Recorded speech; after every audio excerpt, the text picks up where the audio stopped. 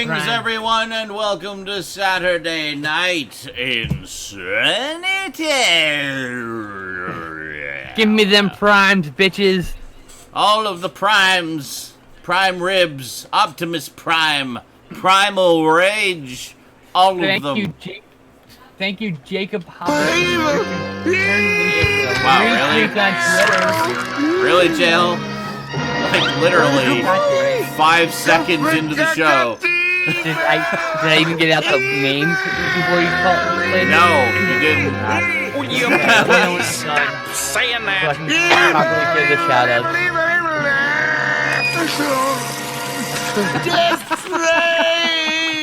Can I talk now? Evil late start. Well, it won't matter when people are watching the repeat. Okay, yes, you can talk now. Okay. Cheers. Thank you, Jacob Hoppus and Richard Turnley Jr. for your retweets on Twitter for this show. Absolutely. Thank you very much for the signal boosts, everybody. Really appreciate it. I'll shout out people on the show for if you go and retweet that shit. That's how it works. That's right. We always like to give credit where credit is due. Do us a solid, we'll do you a solid. That's right. Do us a solid. And this stands until we're getting like hundreds of retweets and it's taking too long to read names. Jacob is, of course, his longtime viewer, Crimson Cross. So he's Crimson Cross over on Crimson_Cross. And it's Crimson with a Z, not an S. Over on I didn't know that's who that was. the Twitterverse, yeah. And Richard Turnley Jr. is Turnley Jr. on Twitter, and that's Ley Turnley. I'm not familiar. I mean, I know on Twitter, but I'm not familiar with. Did they have a Discord name? I don't know. Maybe. Oh, okay. I can only see what's on Twitter. By the way, you guys, we have a Discord. We talk, and there's a highly active one. I've had people who come to our Discord say we've got a pretty active community. So we do. Hop over. We talk a lot about a lot of things, and also thanks to Drum Mike 17 for the repost as well, or the retweet. Really appreciate that. Thank you very much. Oh yeah, I don't see that side, obviously. Thank you very much, guys. Thank you very much. Yeah, our Discord is stupidly active. We chat on there all the time. So come and join us, and then you can be active and chat all the time too. Sometimes it's hundreds of messages. Sometimes it's like 10. It depends. You know. Yeah. But good time. Most of the day you get at least 20 things to read. Yeah. Lots of funny memes in the shitpost channel because where all the memes go. We spend a lot of time in the shitpost channel because we all like to make each other laugh. And the thing about Discord, you can mute anything you don't want to see. So if you don't want to hear the memes, you can just mute the channel and you'll never have to see it again. Mm-hmm. Unless some asshole decides to tag you in it, in which case you get a notification. But I'm sorry, did I call someone out? I didn't mean to say that out loud. My bad. He tags me all the time and stuff. Yes, Crimson Cross is on Discord quite a bit with the anime. To be fair, and Super he's Sentai. gotten better. He's gotten better because now he knows he can edit it and put the name in there, and it won't actually give you the tag, and then you can still see it if you scroll by, which is great. I'm cool with that. Yes, that's fine. It doesn't make the little bink noise at me when. Yes, correct. So how's everybody doing this week? You guys have a good week? Yeah. Okay. I'm sick. Wow. His week is shit. My week was better than last week. Yeah. I streamed all week. Yes, Skinslip is streaming a lot this week, playing games and hanging out with the viewers. And... I did my taxes. Wow. Tweet my own toot. Tweet your own toot. Yeah, I get a Twitch stream. I had a pretty good week. I was published this week. I had an article that I've been working on for the past couple of weeks, actually. I had an article posted on the front page, no less, as the featured article of the day on bloodydisgusting.com, one of the biggest horror sites on the entire interwebs. So I did an article about 5 different Dracula films that you might not have seen. You guys who watch my YouTube channel will know a few of those that I've already done videos about. But yeah, we often frequently talk about because we can't stop gushing about them. Well, exactly, yes. So anyway, I was invited to do an article kind of as a loose connection to the recent BBC miniseries, just kind of a topical. Dracula's a little bit topical right now. So I got to chatting with the editor-in-chief, and he said, well, did you want to write an article for the site? I'm like, sure, yeah, okay. That editor-in-chief is a fan of both of ours. He is, and he's a very awesome dude. So I will also be writing an article in the future. I don't have the emotional headspace to take care of that and be a streamer, so it's like it's on the back burner until I move. Well, it was the same with me. Like when I was working on it, I wasn't streaming very much because I wanted to focus on that and do a lot of work writing. Do a good job for the article. Also, being my first, sort of semi-professional thing, I wanted to do a good job of it. And holy crap! You guys just validated my job, my profession. Stoudman, hey, Stoudman. Yes. Tell me, is writing hard? Sometimes. Yeah.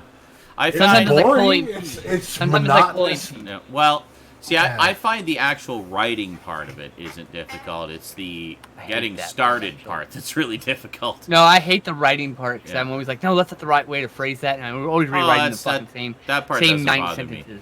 Like I'll go back and I'll catch myself in little things like that. Like, oh, I used that word 2 lines ago. I should probably use a different word. That's what Stoudman's job. That's why I pay him to edit my shit. That. So I will be paying him to edit my shit. Sweetie. Oh, well, hello. I've been writing also lately. I've been working on a role-playing supplement live on stream. In fact, you come join me. I'll probably be doing it on Monday again. I figure like Monday, Tuesday, Wednesday, the slow days in Twitch are the days I'll probably hammer away at this manuscript I'm working on. And then, the other days I'll stream games. You just drool on yourself? I'll probably always have a short day on Saturdays because I want that to relax at some point. Oh. Oh, lovely. At least you didn't get it on me. I hope. Yeah, I'm okay. I hope. Yeah, so anyway, it was a great opportunity, and apparently the article was very well received. They said it got a lot of clicks. I got massive signal boost from that. My notifications were just exploding all day when it went up, and and it was great. So I'm hoping to do more because it was a lot of fun. And only 1 or 2 assholes, right? Not even. There was a couple of slightly negative comments from people who I don't know if they just didn't read the article, but it's they just kind of skimmed it and didn't appreciate what it actually was about. They read the actual movies. The titles of the movies are oh. The worst for me, the worst are the backhanded compliments. The ones where people would insult you, but they clearly didn't mean to insult you. Yeah.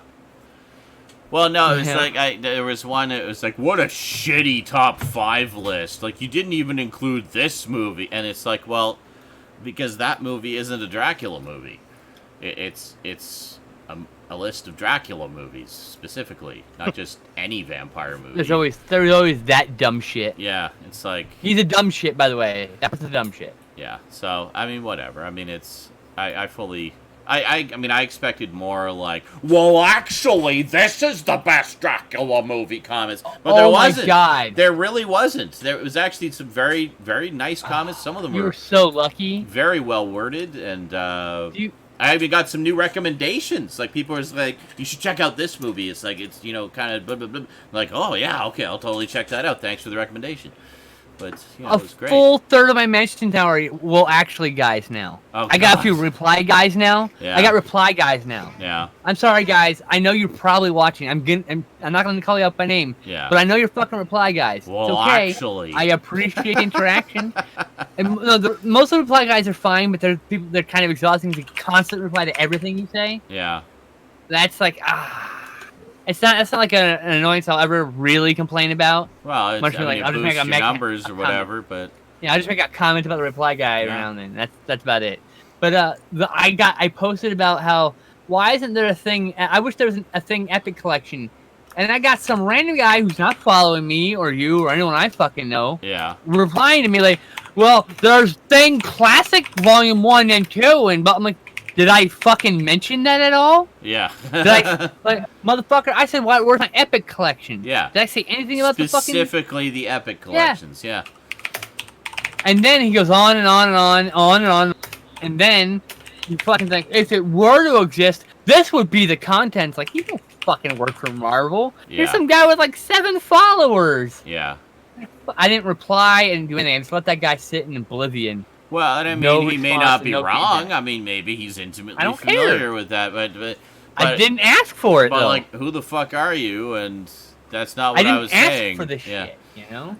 See, I'm a mean bitch. I will fucking call people out all the time on Twitter. So. Some aspects of Twitter's algorithm annoy me, like how you'll see things that people have responded to just show up in your feed, like it'll be someone you follow and you'll see a response that they've made on someone else's post, and sometimes it's good because it helps you to discover people, and I'm sure that's the intention behind it. But other times, that is the intention. But the other times, you know, like the flip side of that is often it'll be like some ridiculously bad take on something, and this person that you're following will be either, you know, responding to the bad take and you'll jump in and defend them, and that's fine, or they'll be agreeing with the bad take, and I'm like, what the fuck? No, like, no. What? What? We don't fucking. I just unfollow people now. We just mute people with bad takes. I mute you if you have a bad take. I mute you, which means I don't block you. Which means if I come across you, sometimes you're cool, I might unmute you and see your shit again. But like, when I saw that take that Michael Bay was a better filmmaker than than JJ, I muted that motherfucker. Yeah. I don't want to see his opinions anymore. Oh, no. And the five people who liked that and responded positively, I fucking unfollowed those motherfuckers. But I don't want to see it in my feed. That's what I was going to say, was when I see that, it's like, oh, I was following you. You said something at some point that endeared you to me, but then you said this thing. I'm like, no. So I actually don't mute. I block. I just flat out block. I'm like, you know what? I don't want to have anything to do with this person anymore. Goodbye. See, or I have a system, though. Or I just unfollow. Like, a lot of times I unfollow. I unfollow, yeah. But, if it's a really, really bad take, I'll mute you. If you're racist, I'll block you. I got to make sure a distinction here.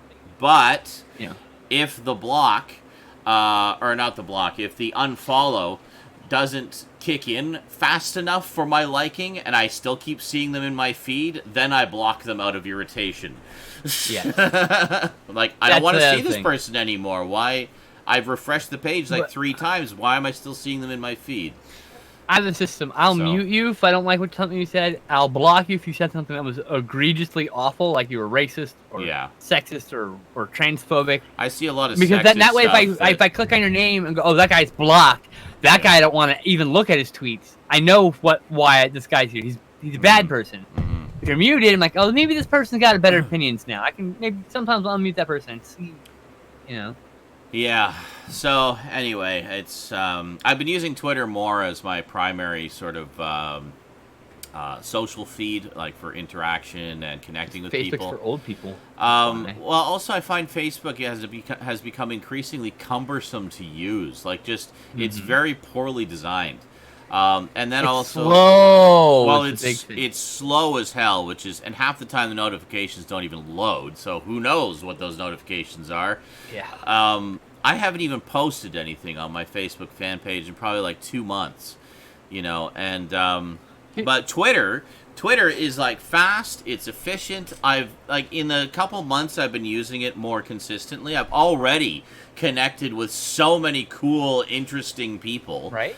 And half those people were following me, or I was following them, and the Twitter started recommending those people to you. Well, that's how it works. That was part of it. Not all of them, but there was part of it. You start seeing those people in the feed. A lot of it are. There was a few I know, because I know you follow a bunch of like horror chicks and stuff, and I started following them, and then I started finding other cool horror chicks in their feeds and stuff like that, and following them, and I've just got so many horror chicks in my feed now. It's great. I love it. Sexist. Anyway, what was I saying? You made me feel I lost my train of thought now. I don't know. Chat, what was I saying? Horror chicks are awesome. No. What was I saying? Someone usually knows. What, a dog? Hey. God damn it! See, now they're knocking at my door. It's all the horror chicks. They found me. Yeah, I don't remember saying, and no one apparently wants to remind me. I don't know, Manic. I'm pretty sure I follow you. I've never found you to be an overly opinionated asshole.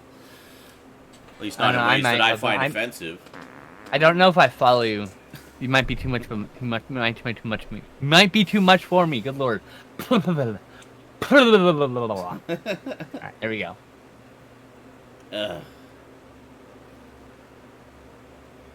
What?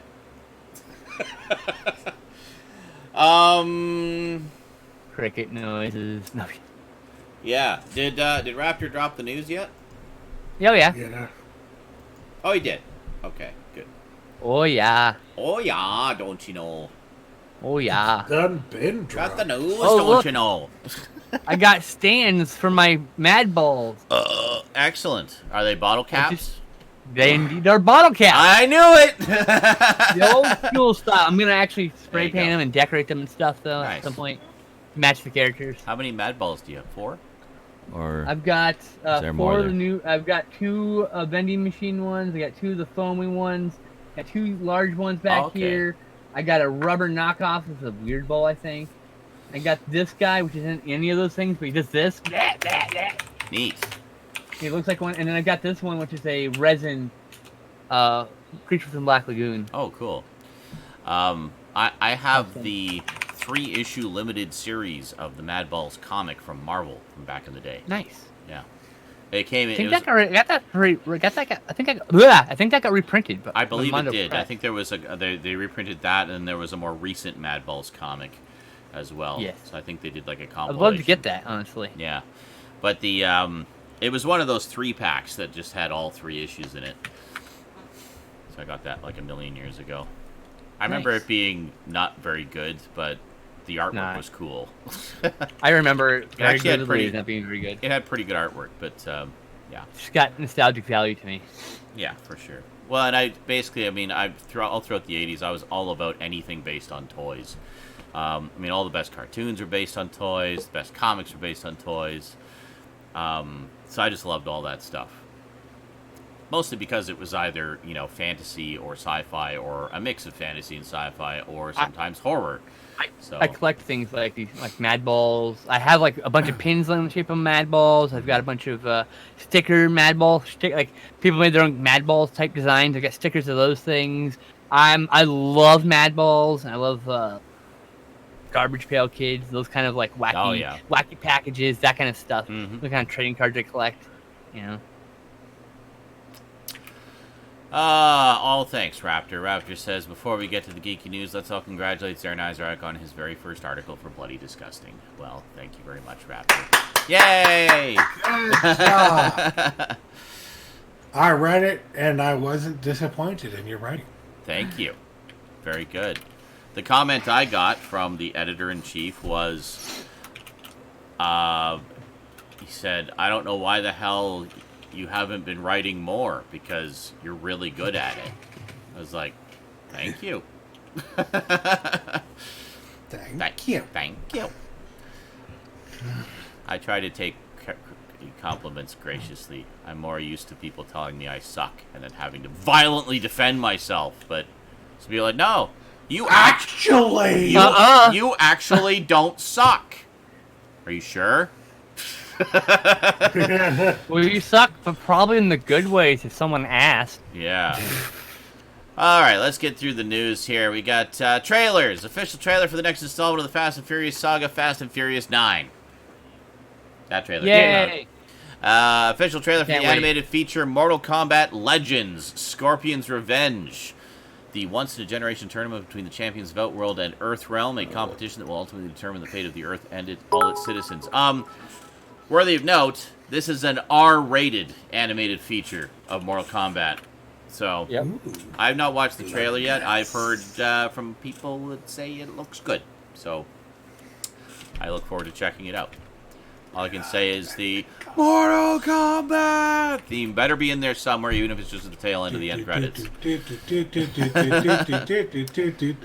Official trailer for the Spike Jonze directed documentary, Beastie Boys Story. Very cool. I like Spike Jonze. Oh, that's I actually, can't wait for that. Yeah. That's gonna be pretty cool. I was never a big fan of Beastie Boys, but I do like Spike Jonze, so I'll probably check that out just because I like Spike Jonze. He directed some of their music videos. Oh, Yeah, he yeah, that's kind of where he got his start, wasn't it? Yes, in Yeah, fact, there's yeah.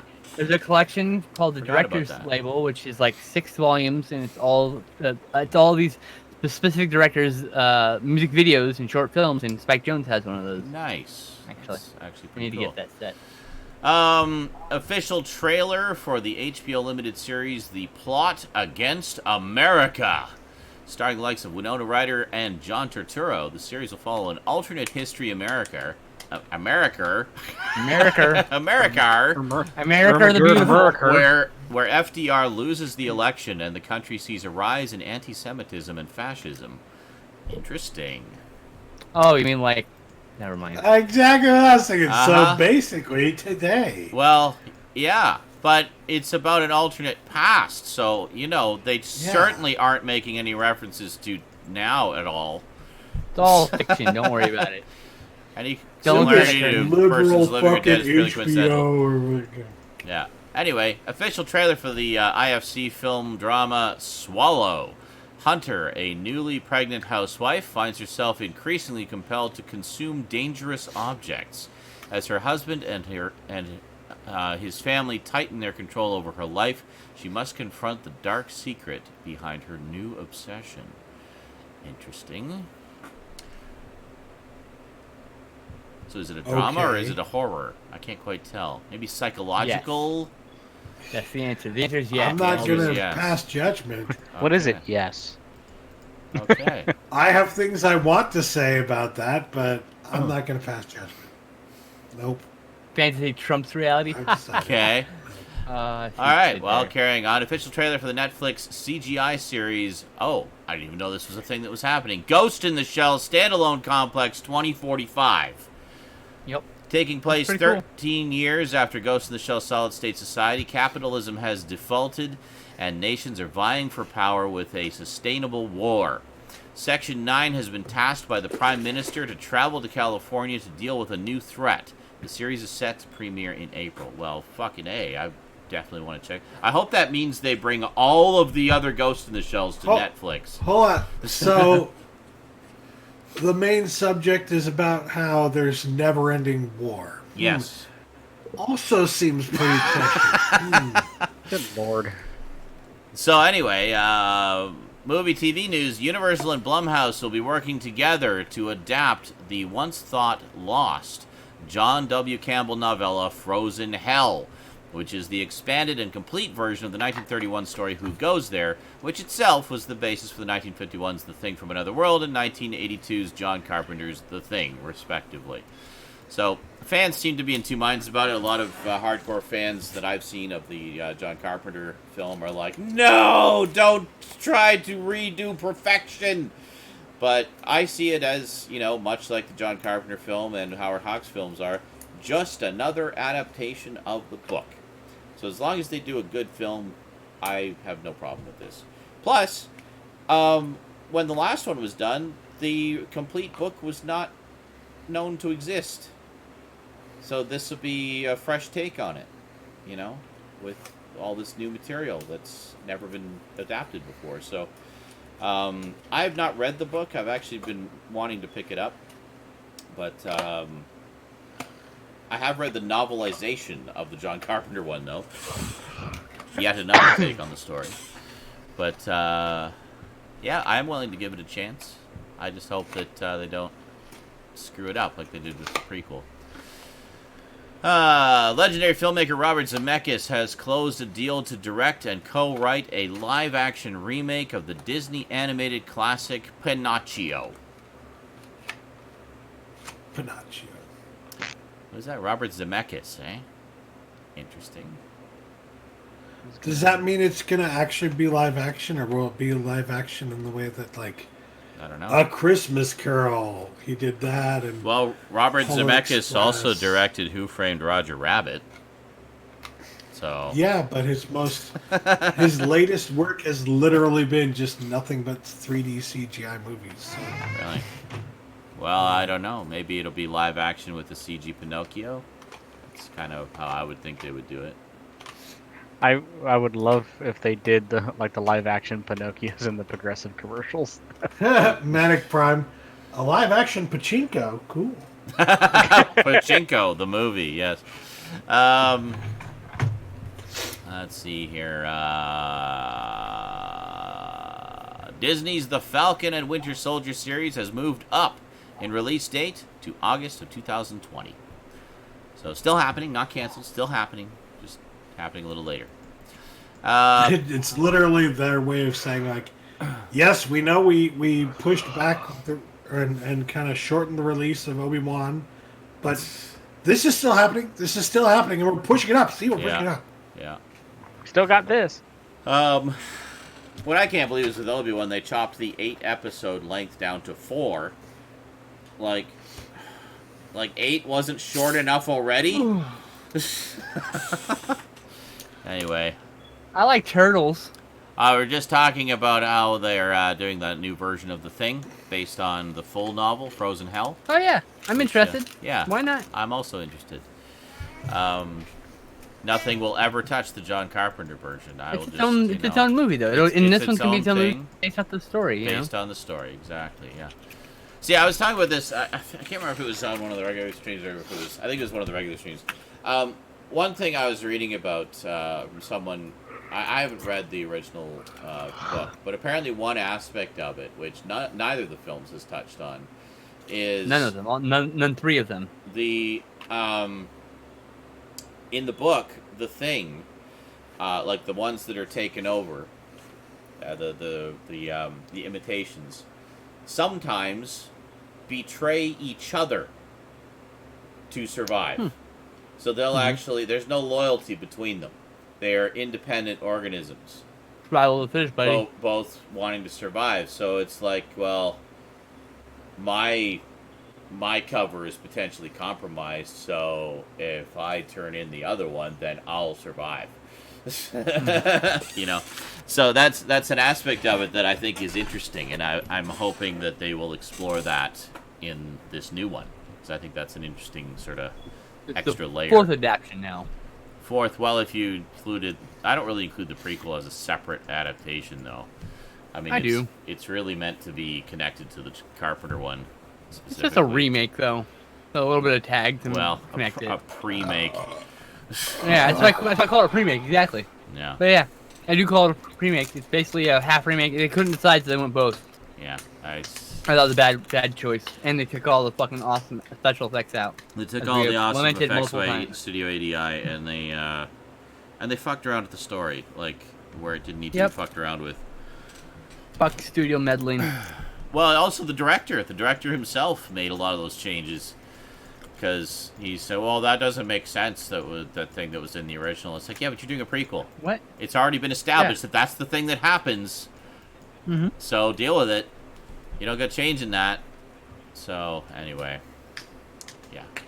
I digress. I have like a 40-some-odd minute video about my take on The Thing, 2011. So we've had long-winded conversations about it before. And we have, yes. Yep.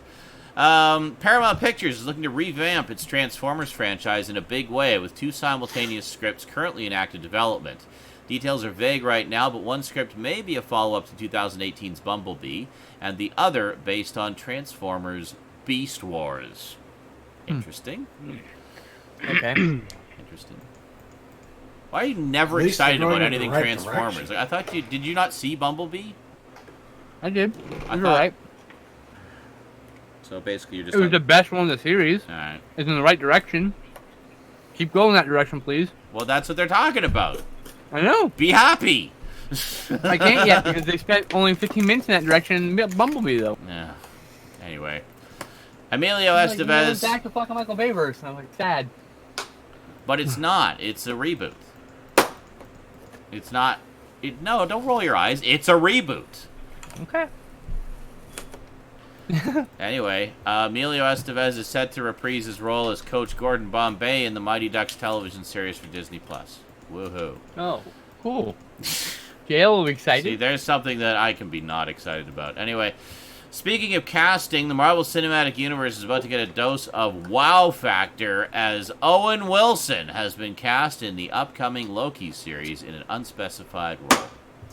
I gotta say that we had a big hoopla up on the Discord because the first thing that Racker posted was Marvel Facts Twitter. I'm like, that's fucking fake news. Nah. And then he posts comicbook.com. Like, that's not a reliable source. Oh, yeah. And then finally, Deadline reported, I'm like, fuck, I'm wrong. Like, shit. But here's the thing. Sometimes you'll see it show up from a reliable source, but then they're actually citing the unreliable source as their source. Yeah. But it was not yet the case. It wasn't. Okay, good. And the way the That's tweet something I was always worded, look it for. sounded like Owen Wilson was cast as Loki. No. That would have been insanity. I would have been like, no, that's bullshit, Wow. fake news. I'm Loki. Wow. It was just, and I went back. And I went back and looked at the tweet, and it's not intentionally worded that way. Just Thor. if you look man, at it, that's just not if you look cool, at it, it Thor. can easily be. Just let me take over the world a little bit, okay? Come on, what do you say? God damn it. I I have no problem with Owen Wilson, by the way. I just don't think it's Owen right. Wilson I is like Owen either Thor or Wilson. I Loki. think I could he's, just you know, seems like only thing I imagine is Thor and Loki like raiding weddings. That's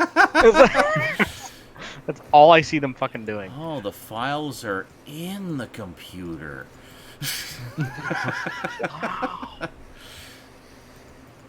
Yeah. Anyway, our friends at Bloody Disgusting broke the news this week after nearly 2 years on ice.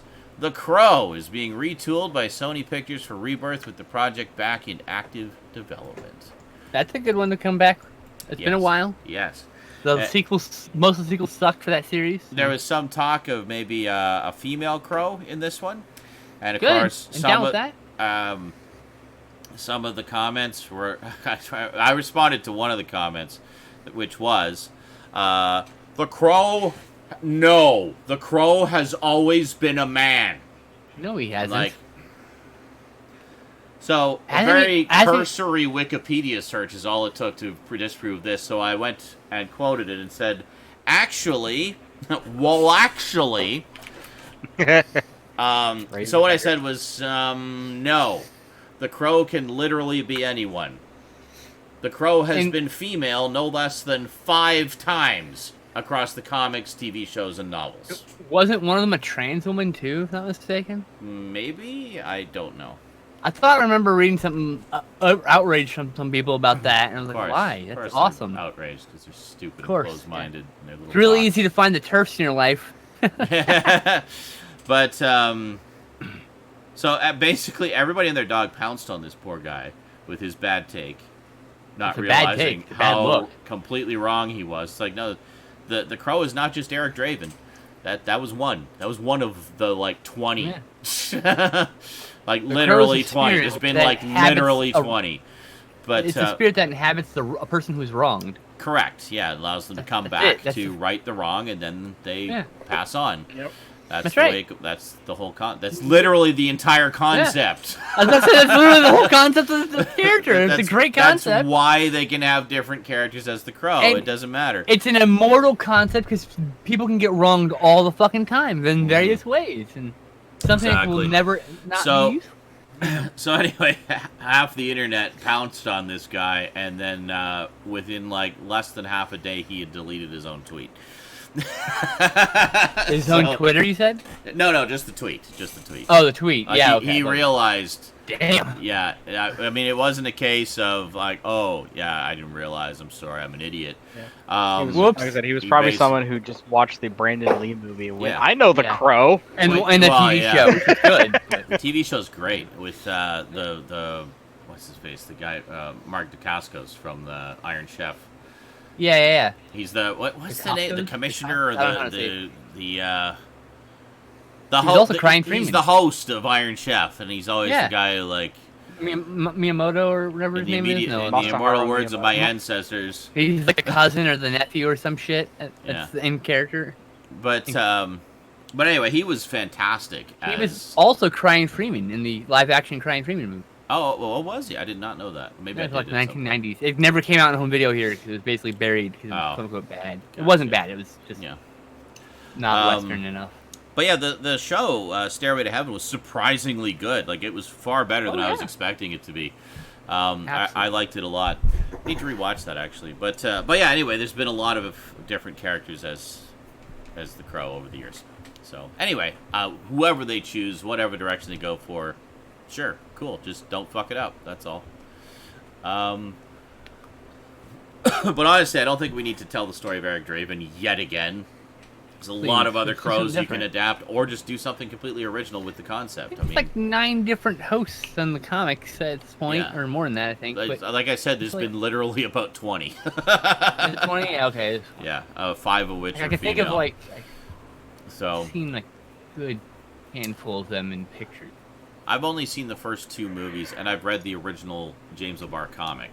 I saw the City expanded of Angels edition, which is really in good. theaters. It's not a good movie, but I'd love to see the director's cut. I don't mind City of Angels. It's okay. Like, I liked... There's a director's cut, apparently. I mean, Iggy Pop was pretty funny in it. I had nothing wrong with it's like, what does this tattoo look like? Looks like 2 demons, right? It's like, no, it looks like a bird. No, it's 2 demons! I was like 15, now I probably think it's better. You'd probably enjoy it now. I liked it. Yeah. I actually saw City of Angels before I saw the first one. Wow. And then I went back. I finally saw the first one. I was just like, wow, okay, I liked City of Angels. I love this. This is so much better. It's just a beautiful, beautiful film. Really feels like a graphic novel brought to life. Oh, Merry Christmas, children!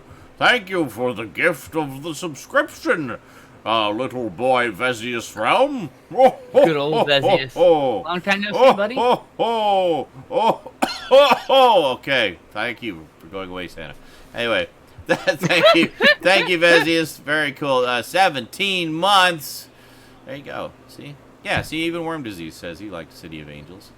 I liked it. I had it on Laserdisc. The Laserdisc was cool. It had a couple of music videos on it, which is... Like I said, I haven't reevaluated it since I saw it in theaters as a teenager when it came out. Oh, so yeah, you need to reevaluate. I'm willing to give it another shot eventually. Yeah, give that a reevaluation at some point, because... like, visually speaking, it should, in fact, tickle all my fancies. So, I mean, I don't know why I didn't get it. I liked the cast. Yeah, I liked... Especially like the cast. The music. I actually had the soundtrack. I think a lot of people kind of shit on it because it did kind of feel a little bit like a bit of just a rehash of the first one. Similar idea, but different. I think he's avenging the death of his son rather than his girlfriend, but it's very similar kind of vibe to it. But I mean, I liked it. I thought it was good. I haven't seen any of the others, the other 2 that came out. So I've seen those, and I've seen the most of the TV series. I think I still haven't watched the last few episodes of it. By this point, I'm just going to start over. It's been so long since I watched it. But anyway, okay, carrying on. The Crow's awesome. We love the Crow. Can you tell? Anyway, coming off the success of Bad Boys for Life, Warner Brothers is fast-forwarding early development of Lethal Weapon 5, with both Mel Gibson, Danny Glover, and Richard Donner returning as leads and director, respectively. But they're definitely too old for that shit. They were saying we're way too old for that shit in like the 3rd and 4th one. Now, what if they're really too old for that shit? What if they start out in the retirement home together, and trouble comes to them? What if trouble comes to them this time? Yeah, they literally were too old for the shit. They didn't want the shit. The shit came to them. Wouldn't it be hilarious if it was like a building under siege story taking place in an old folks' home? Yes, and Joe Pesci is just annoying and in the background, the same old character.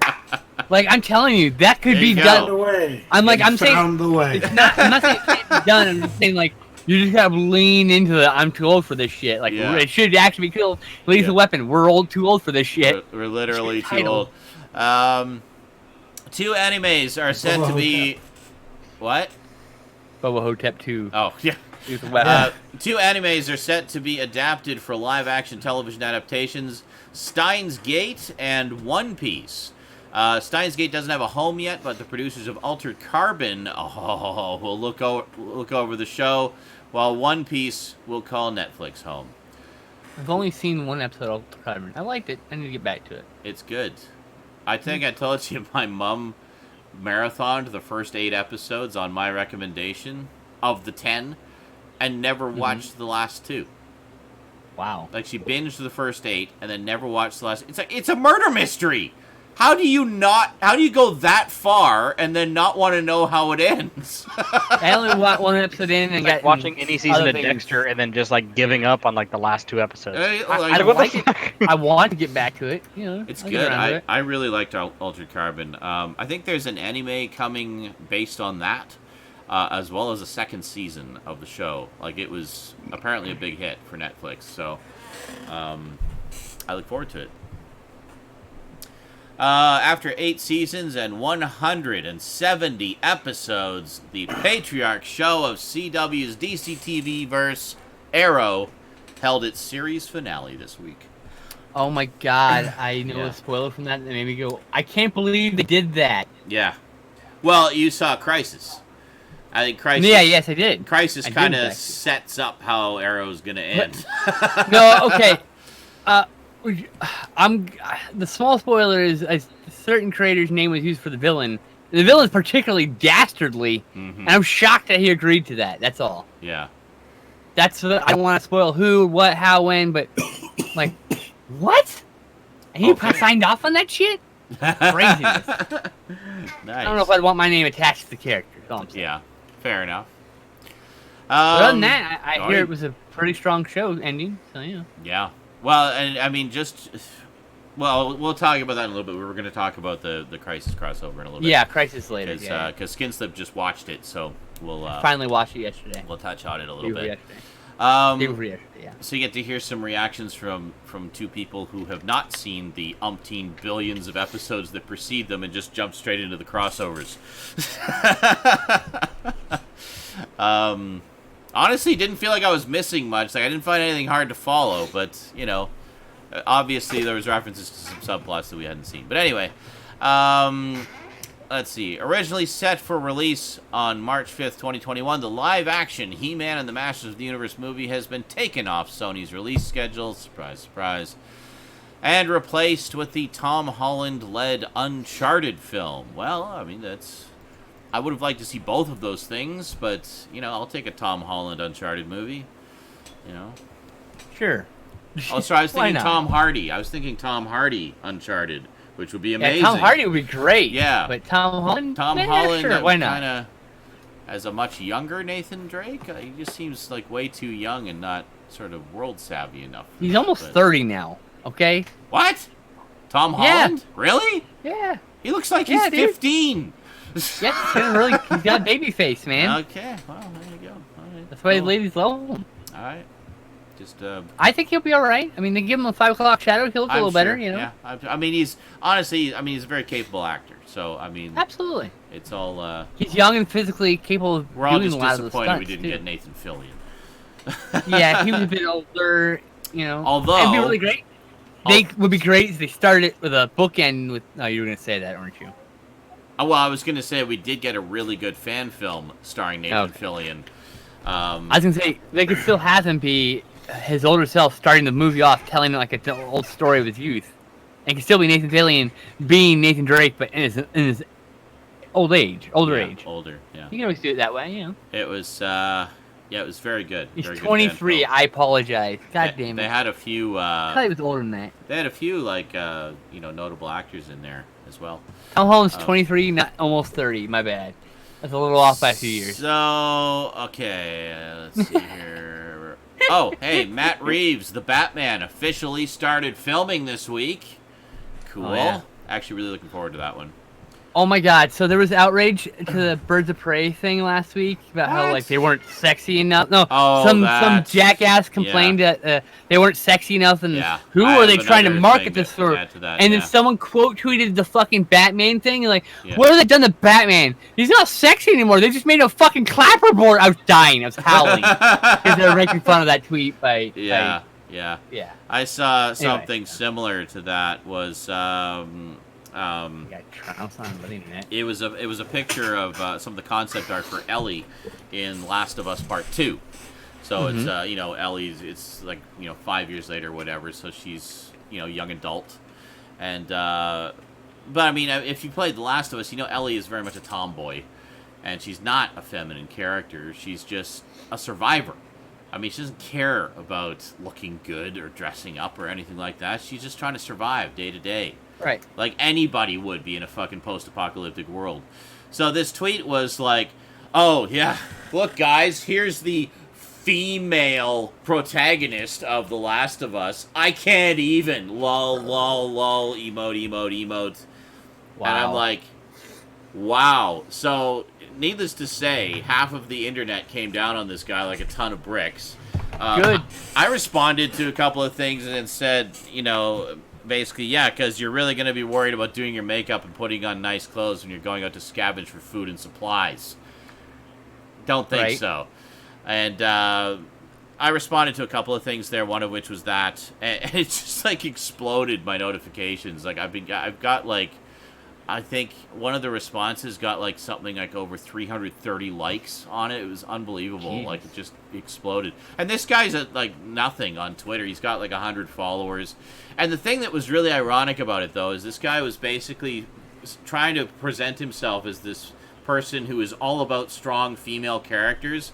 He's got, like, dozens of posts about Birds of Prey and Harley Quinn and Jill Valentine and stuff like that. But somehow Ellie is unacceptable.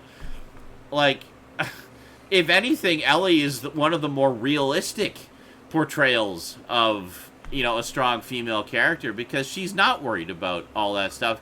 Even the creators aren't worried about making her look sexy. It's about practicality in a fucking post-apocalyptic world. So, I mean, she's a tomboy. She's a lesbian, so doubly unconcerned with looking feminine. She's a little bit butch. Cool. Hey, some lesbians are effeminate too. Yes, some are, but I mean, she obviously isn't. I mean, she's been a tomboy since day one. It's just who she is.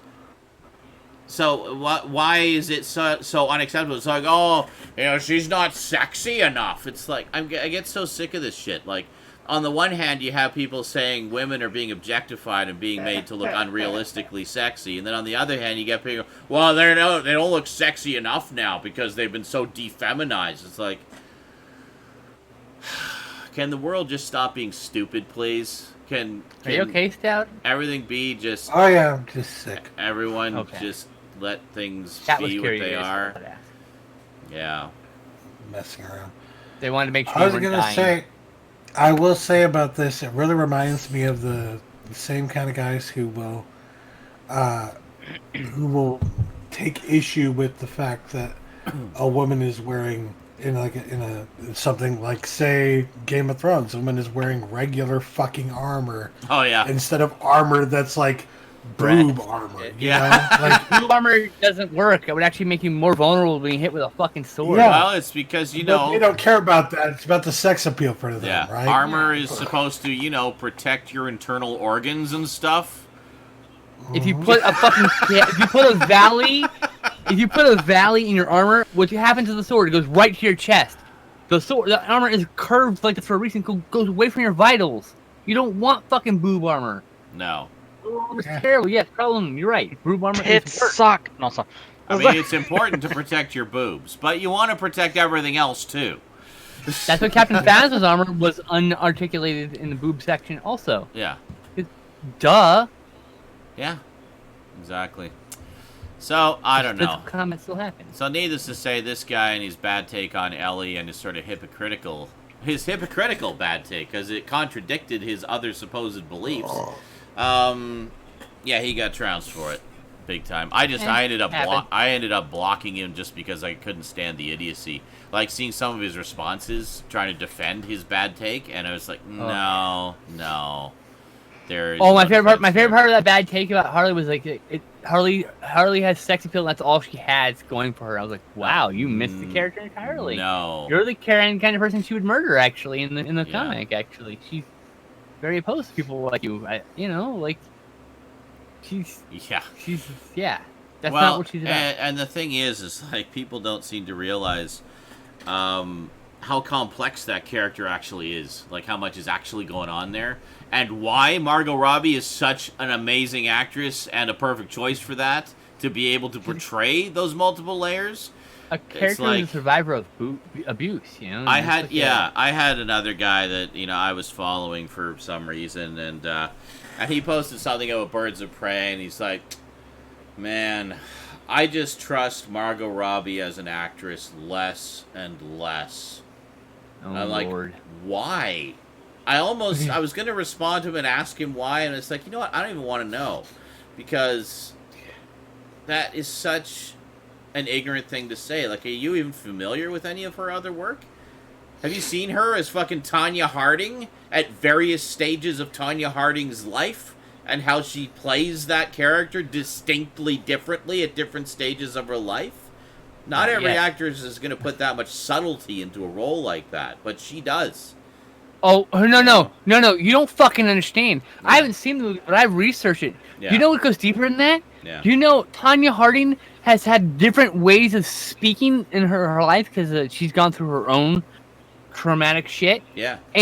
And Margot Robbie effectively used that way of speaking for those parts of her life, which means during shooting, by the way, everything's jumbled up, but she has to know during this scene what part of her life is she in. Yeah, she has to speak a certain way, and she doesn't use certain words, and she just speaks in a certain beat, iambic timbre, whatever that's called. Well, like there's there's like when it's later in her life, she has like a more kind of tired and almost like raspy quality to it. The woman beaten by life. Yeah.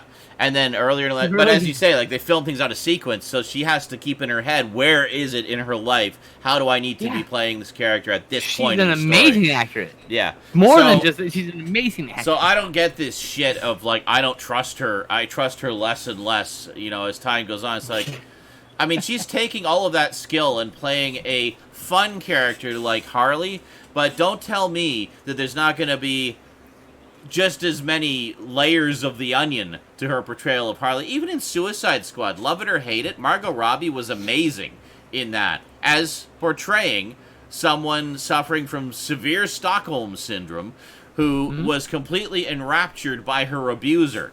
This is the story of her breaking free of that. It's an abuse survivor story. And that needs to be applauded and recognized. And it infuriates you, and I see people shitting on it just because, what? You don't like the character of Harley Quinn or whatever? Fine, whatever. But don't say that Margot Robbie's a bad actress. The thing is, sorry, what, Stud?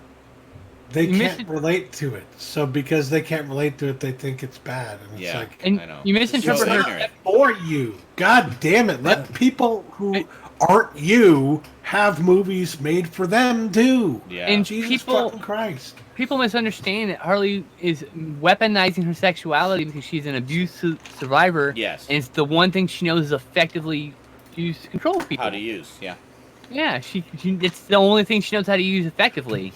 Yeah. She's still figuring the rest of her shit out in that movie, There's nothing wrong with that. It's actually a good character arc. Yeah. She becomes a more capable person by the end of the movie than when she started. Yeah. Even with giant lasers shooting into the air and all sort of random shit there's some bullshit. Aspects of it that weren't great. But I enjoyed Suicide Squad more than I expected to, and a large part of that was because I enjoyed Harley Quinn. And I really liked how I enjoyed that character Suicide Squad as kind of a fever dream. That's what it felt like. Just watching a fever dream on screen. Okay. Lovely. Okay. Were you deathly ill when you watched that, like you are now, or? I don't think I was. No. But now maybe you should watch it while you're deathly ill. There were just aspects of it that felt like, gosh, this feels like a hyper realized. Interesting. Version it's a comic book of the movie. DC universe. No, it's a hyper DC universe kind of thing. That's what I'm saying. I didn't tell him. Carrying on. I think maybe you were sick in the head.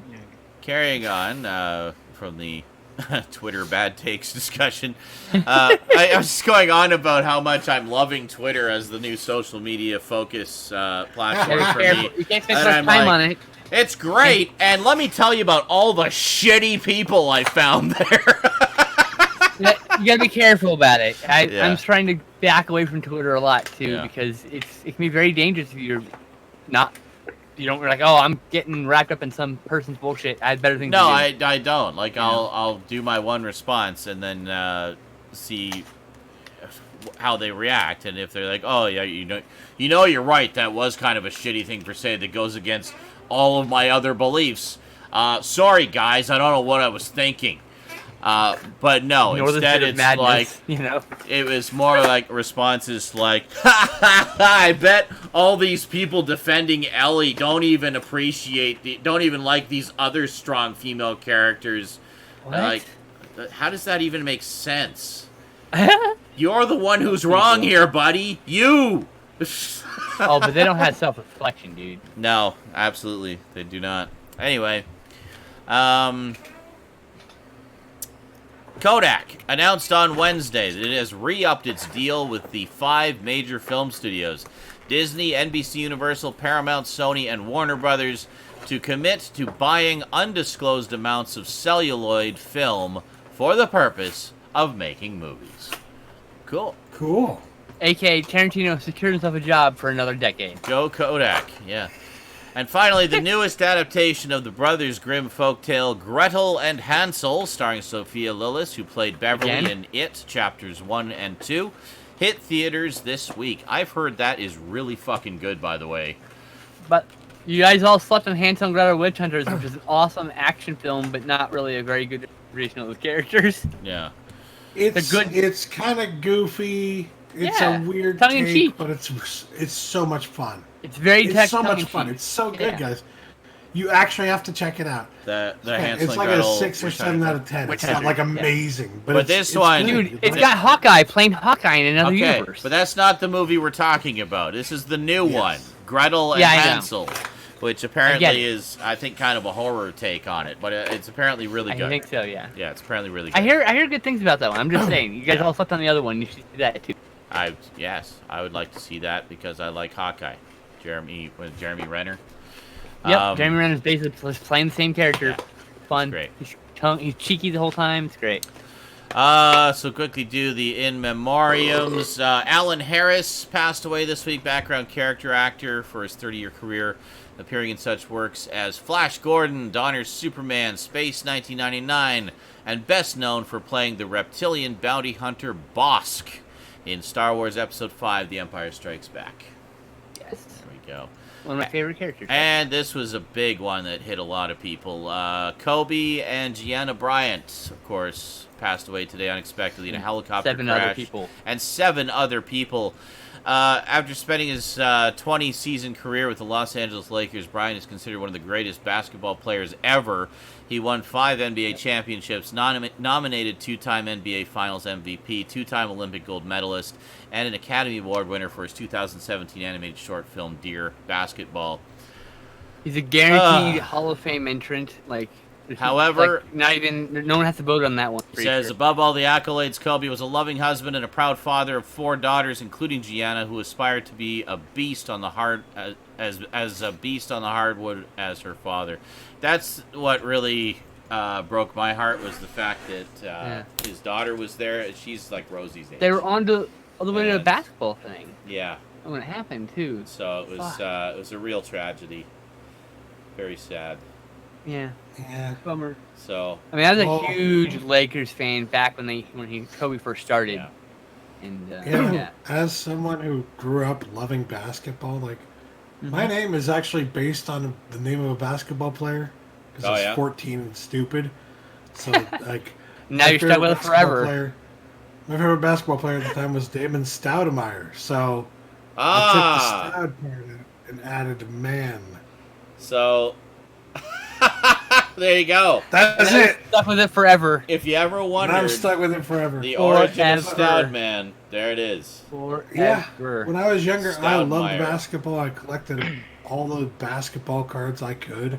Well, that I could afford to. See, now you can collect. I had Kobe Bryant rookie cards. Kobe Bryant was the man. Wow. He was at the time the guy who was everybody was saying, this is the guy who's the next Michael Jordan. Yeah. He was. And he was. He lived up to the fucking legend. Rarely do they live up to the hype. Rarely do they live up to the hype. And yeah. He lived up to it and exceeded that hype, I think, personally. But, yeah. Wow. So, so if you guys want to have your very own Stoudman collection, just look for a bunch of Stoudemire basketball cards. Stoudman. And have Stoudman autograph them for you. Okay, when Stoudman and I take the podcast on a live show someday, because we're actually popular finally, you have to bring him Stoudman cards to sign. So many. All of the Stoudman cards. I will literally sell stickers. I will find out the Stoudman rookie card. You're not saying it right. It's Stoudemire. I don't give a fuck. I don't care. Stoudemire? I'm gonna find this rookie card. I'm gonna cut his head out. Find a way to get Stoud's head to fit in there and make a sticker so you can stick it on there and bring it to him to sign. So should we call you Stoudman? Hey, Stoudman! What's the matter, you Stoudman? Stoudman? I regret everything. I regret it all. So that's all the news that fits to geeks. Yes. Video game news. Garbage Gamer. Anything exciting happening in the world of video games this week? Yeah, a few things. I like whatever is playing in the background there. By the way, the Frequency. Oh, Frequency. The first rhythm game that I ever played, or that I ever. Exactly. That's I know you totally a rhythm game where you're basically making it's a low frequency. You're like making the music as you go. Oh my god! Oh. And we were talking about how when they announced that game, the hype behind it was so that it sounded like such a revolutionary game that you're like making music. What? Yeah, because it had two modes. It had this mode, which is you create the song as you play, and it had an actual create mode where it gave you a blank canvas and each track, and you could put in tracks however you want and make the song sound however you want. Nice. You spend hours making mixes and remixes and stuff like that. But it's not it's a little simpler than they ever let on, but it's still it's cool for the time. But like, it made it sound like it was almost a revolutionary, and just wasn't that impressive. It was good, but wasn't impressive like that. Like they were trying to push. And it's by a company that nowadays people know very well. It's by Harmonix. Oh yeah. It's the same people that did the Rock Band series and did the later Guitar Heroes. And I'm not here to belittle the work that went on. I'm just saying the PR was amazing on that and maybe way bigger than it was. And they actually, the sequel to this, Amplitude, actually came out, got an HD remaster, pretty much almost like a remake, on the PS4. It has, and they're by Harmonix, bringing a couple of the bands here. Like there's like bands like Powerman 5000, Freeze Pop is on here. Wow. Even has not even forever. What's Audica? Yeah, there's a couple. Actually, I'm wrong controller. Anyway, there's a bunch of old bands that Amplitude's sequel apparently. Amplitude is the sequel. Okay. Cool. Just a quick shout out here. Thank you to Caleb Kramer, aka Cybersticks. That's sticks with a K, not a C, and no C. For the signal boost on Twitter, and also for Rage with 4 A's. Rage TV, YouTube creator and Twitch streamer for the signal boost as well. Thank you very much, guys. Cool. Really appreciate that. Remember, that's Rage TV with 4 A's in the Rage. So there you go. That guy's cool. Okay, here we go. Somebody else. I had to Google it because it was bugging me. So some notable bands from Frequency that are actually in the game is the Crystal Method, No Doubt, Orbit, Freeze Pop, Dub Pistols. Is it Halcyon on and on and on? Love Which one? that one, Halcyon on and on and on. Love Halcyon. No, it's XLR8R. Oh, okay. That's okay. Orbital is just generally. You mean Accelerator? Yes. Accelerator. Yes. Yes.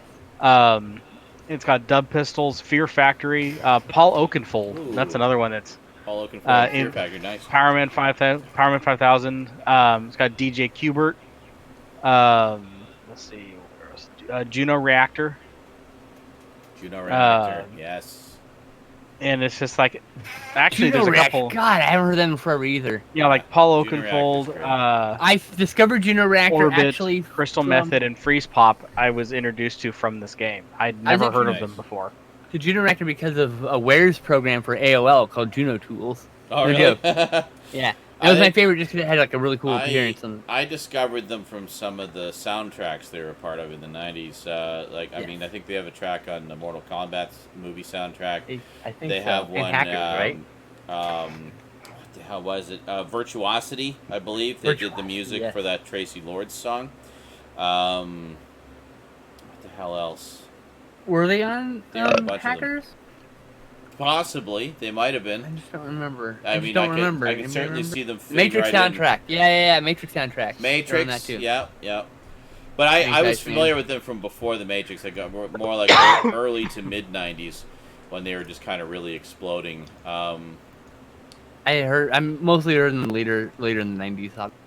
Actually, yeah, no, they are in there. Halcyon and On is at the end of Hackers. It's like right at the end of the movie.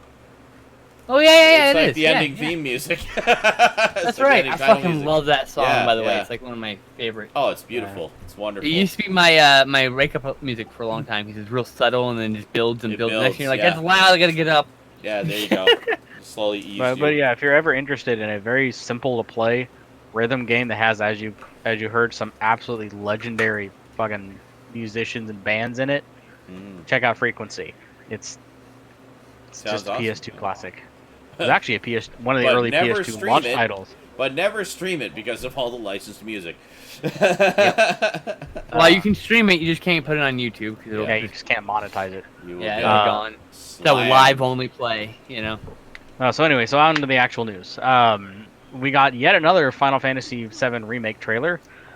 This time showing more in depth of the famous cross-dressing scene in part of the game. Like, a lot of people actually completely forgot that this was a part of the game. It's fairly early on where there's a scene where you have to go in and you end up, it's like more like a flashback, and you meet a young Sephiroth. Oh god, I felt really bad. And it's trained takes about that one and stuff like that, and people can very easily roll their eyes at this because there's nothing to it. It's literally just, it more plays on the old story of when Thor cross-dressed in Norse mythology. The same idea. He used it to infiltrate, not to actually do anything. So anyway, this trailer looks good. It's, there's a lot of cinematic cutscenes, and they actually showed some gameplay of some of the summons. More specifically, they showed Leviathan. Oh, okay. And they also showed the Chocobo one, which I thought was pretty funny. It just like the Chocobo, it had like the comedic cloud that appeared, and just all these Chocobos are just bashing into the enemy. It was just, that looks fun. So we actually got some pretty awesome game announcements. Yeah. One, if you don't have a good enough computer and the Nintendo Switch is the only console you own, and you're interested in the Outer Worlds, well, you're in luck. March 6th, Outer Worlds hits the Switch. Very nice. So there's that. Cyber 6. We got an announcement trailer for, you're gonna love this, specifically Skinslip, and I think Stoud too. What? Both are gonna like this. Torchlight 3 has been announced. Ooh! And I guess we should go start playing 1 and 2 again. Has been announcement, and it's kind of a weird announcement trailer. It shows some gameplay, but it's mostly the creator of the game talking about what he talking about like the reception from the fans from the first 2 games and what he's done to improve on the 3rd game and that kind of stuff, and how he's continuing the story from and upgrading stuff that you know and love from 1 and 2 and putting it in 3. If I'm not mistaken, isn't Torchlight 2 multiplayer? Yeah, I believe so. Now? We can. Stout, we should do I remember playing it multiplayer. We should do a multiplayer run. And he also, the creator, I can't think of his name right now. He also announced in the trailer that this is going to be what's known as a premium title, which means which means the price that you pay for the game is like an ultimate season pass. It's like you get it and you get all the content that's ever going to be coming out and releasing for it in one lump price. Good man. How it should be. Yep. So it's good on that. So yeah, and also it looks good. I mean, it looks like what we know with Torchlight. It looks like they took Torchlight and gave it like all the graphical powerhouse from like Diablo 3. Nice. So just there's a lot of good detail there. Cool. The other surprise, like out of fucking nowhere announcement, is a game from a company called The Behemoth.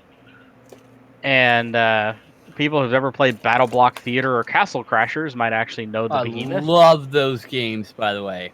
they are doing a sequel to their very first popular game, which was Alien Hominid.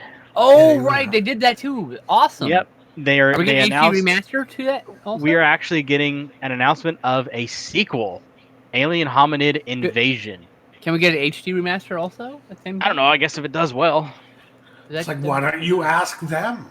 Why are you asking? I mean, Eric? Alien Hominid's awesome. I'd like to play that on stream. I remember the first time I ever played Alien Hominid was actually when it was still on Newgrounds. It had not made its way, and I think the first console I played it on was the original Xbox. Was the first Xbox and PS2, I think, were the first consoles that ever came out on. Alien Hominid Invasion apparently is reimagining. Reimagining, okay. I think the trailer didn't go into much detail on what it actually was. I'm cool with it though. That's good then. But one of the big things they said, Invasion, it had some cute little animations, and then it showed a bunch of different colored hominid aliens coming out. So I'm like, ooh, I'm thinking this might be like a heavy multiplayer aspect to this, which would be, again, fucking awesome because of just how amazing Castle Crashers was. I would love an Alien Hominid version of that. So I always wanted to get Alien Hominid for my GameCube. Oh yeah, for a reason. So yeah, and last but not least, I know Sean is gonna really like this one. Announced on the coming to the PlayStation 4, we have a 4K HD remaster of Patapon 2. Oh, nice. Patapon. Oh yeah, that one kind of came out of nowhere. A lot of it again. Patapon a while ago. Patapon and both the other one, Loco Roco, is another one. Those are completely.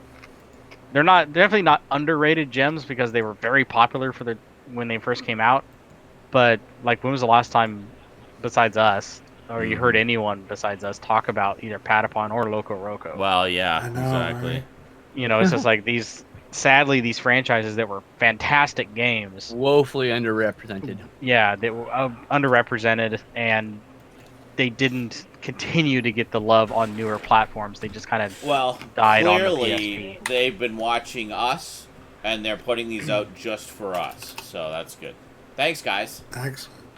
Awesome. There is a game. Yeah, and again, there was an announcement trailer for it, and they said it's remastered in 4K. I go, yeah, you can only remaster a black circle so much in 4K. Well, well, the outline will be more sharp, I guess. It looks fucking amazing. Yeah. On the subject of Loco Roco, there was a game that came out a few years ago on Steam called The Big Journey, and you play as like a cat-shaped blob thing. I know what you're talking about on that one. Really? That sounds cool. It's very similar to Loco Roco. It's almost exactly the same thing. That sounds cool. I'll play that. Yeah. Yeah, I know about that one. It's kind of the same idea. You're just like this blob, chubby cat that you just like roll around. But yeah, another series actually I would love to see, like a 4K remaster since it was all like 2D assets like that. A 4K remaster Ultimate Edition on the PS4 or maybe the PS5 since it's coming out soon. I would love to see like a Pixel Junk Ultimate Collection. Yes. You know what I really want? Beautiful Joe collection, HD collection. Yes, yeah. Beautiful Oh my god. Joe. I was just recently. I want the American title of Beautiful Joe, by the way. It's supposed to be called Truly Beautiful. beautiful. Yeah, Beautiful was made up because marketing. Yeah, because there's the whole idea, ooh, you're watching a movie, so you're viewing the movie. Exactly. Anyway, I would just want an Stank and HD all. remake. Would you like the HD collection, please? Thank you. Yep. Beautiful Joe 1 and 2. That is my TED Talk. Thank you. Yep. Thus concludes my TED Talk. Sean, next time you fart, you just say, fart, and go, well, that is my TED Talk for today. Yeah, yes. Nothing against TED Talks. I've Talk. watched some pretty amazing TED Talks from some amazing people. Oh yeah, same here. I love. I think there's just way too many of them. Like, well, that's because they're constantly doing things. It's a industry now. very rarely do you see something get so saturated so quickly. You know, with the idea of it. Wait. Why would Beautiful Joe Remaster be a stretch? It got a sequel. It has a fan base, a dedicated one. Yes. Oh yeah. Absolutely. Why would that be a stretch? It could easily be in high def. It would be gorgeous. I was gonna put that in the list of news, but it would be beautiful. I mean, which I guess I'll just mention it since you mentioned it here. Platinum Games is trying to start a Kickstarter to port the Wonderful 101 onto the Switch, which was like one of the interesting launch titles on the Wii U. Interesting. I've never heard of that game. Pretty much, it was one of those. Again, it's hard to explain. It's like you have a bunch of characters, and you use at the time you used the Wii U touchpad to draw like a circle or a line, and it would create like a sword or create like a hammer or something like that. Oh, and okay. The collection of superheroes all formed together to create this weapon, and it was an interesting game, and it was actually kind of fun. But again, it was on the Wii U, so it died. It was a launch title for the Wii U, so it was like one of the 3 games. Well, the Wii U was not the best received console. It did well in sales. Good console. Yeah, the only reason people knew about the Wonderful 101's existence at all, really, is like I said, it was like one of the 5 fucking Wii U games that were out for like the first year of its existence. There's a very distinct. There are remarkably small. I think I have to poop. That's because the Wii U had a very lack of third party titles. Oh, yeah, I mean, it wasn't really hard the to stand out when came to like 150 games. Yeah, most of them are Nintendo games, brand games. Yep. Or they're like third-party titles that came to every single system, like Arkham games. Right. Or the sports games. Yeah. Oh yeah. Like I said, but at the time, it's kind of easy to get recognized as a good game when your only competition was stuff like Nintendo Land and Zombie U. And Garden Warfare. Oh yeah, Garden Warfare. That was a big seller actually. But Garden Warfare is actually a good game. That's another game that got like really buried because of bad marketing. Yeah. I was disappointed in the internet for how long it took them to actually connect the Wii U name with that noise they made in Kung Pao. The Wii U and with the girl going Wii U, Wii U, Wii U. I'm like, oh my god, I was making those noises and making that references. You know this, Stout, because you were there with me. The second it was announced. It was fucking announced and they said the name and I went Wii U and I'm like, oh my god. I think we were watching the announcement together when you made the joke. I think we were watching the announcement for the Wii U and you made the joke immediately after the announcement of the name. Yeah, and it's just like it took the internet like what, almost a fucking year for them to make the connection. Can you believe that movie has like an awful rating on Rotten Tomatoes and on IMDb, and for some reason people think that movie's bad? It's supposed to be. It's not bad. It's hilarious. What are you talking about? That's what I'm saying is... It's comedy. The badness of the movie is what makes it so good and so damn funny. It's bad on purpose. That's the point. It's making fun of these movies and making them... It's like you watched a very bad dub of a good freaking... I hate to be a boomer here, but the reason why a lot of you motherfuckers think it's a bad movie is because you haven't seen enough dubbed kung fu films in your youth. The only way to see kung fu films were these really badly dubbed movies, and Kung Pao Internet is literally that. Oh yeah, I realized this when I first saw it because again, we grew up with that stuff though. We grew up. I grew up with Godzilla films. I grew up with Bruce Lee, Jet Li. Jackie Chan, random other kung fu films with people I had no idea who the fuck they were. Who's Gordon Liu? Yeah. Anyway, to this day, every single time we go to Taco Bell, I sing the song. Taco Bell, product placement for Taco Bell. It's chorizo, macho burrito. Yeah. Well, the one that makes my dad laugh is the guy falls over he goes, where does it hurt? And he goes, oh, pretty much around the big bloody spot. I love that one. Yeah. And then he starts singing the Neosporin song as he walks into the room. I got BRB. They said they have a script for that. I want them to make it. They've had a script for like 10 years. That's the sad part. They've tried several times to get Tongue of Fury made, which is the title for the sequel. You know, we've had GoFundMe pages, Kickstarter pages. We've had multiple crowdfunding attempts. You know, what they need to do, if they really, honestly, what they need to do is we need to get a Blu-ray of it. They need to go back, and they need to remaster it in HD. They need to release some other version of this movie besides that one DVD they made back in like 2003. Yeah. Everyone must know the majesty of this movie. There needs to be a triumphant return. Like I guess they almost did. When they were going to do a Blu-ray complete series or a complete set of all their Thumb films from Thumb Entertainment. But and they were going to use that traction to release a Blu-ray of Kung Pao, and yeah, that never panned out. Because you want to talk about something that's even more obscure, and it's, you know, it's Thumb Entertainment's friggin' Thumb movies.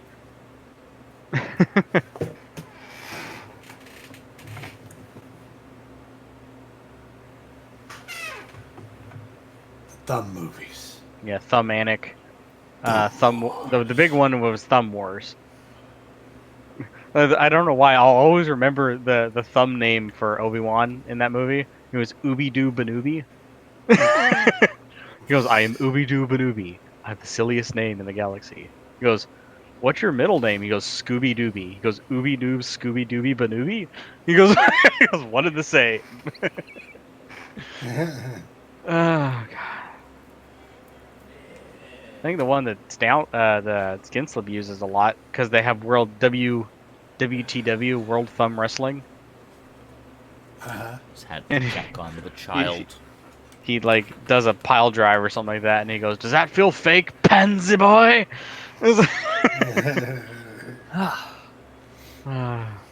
Much better. Skinslip, do you remember the Thumb films from Thumb Entertainment? Yeah, Thumbtanic, Thumb Wars, Thumb Father. Thumb Father, yeah. There's one more missing. The God Thumb. That's the what God it Thumb, that's what it was.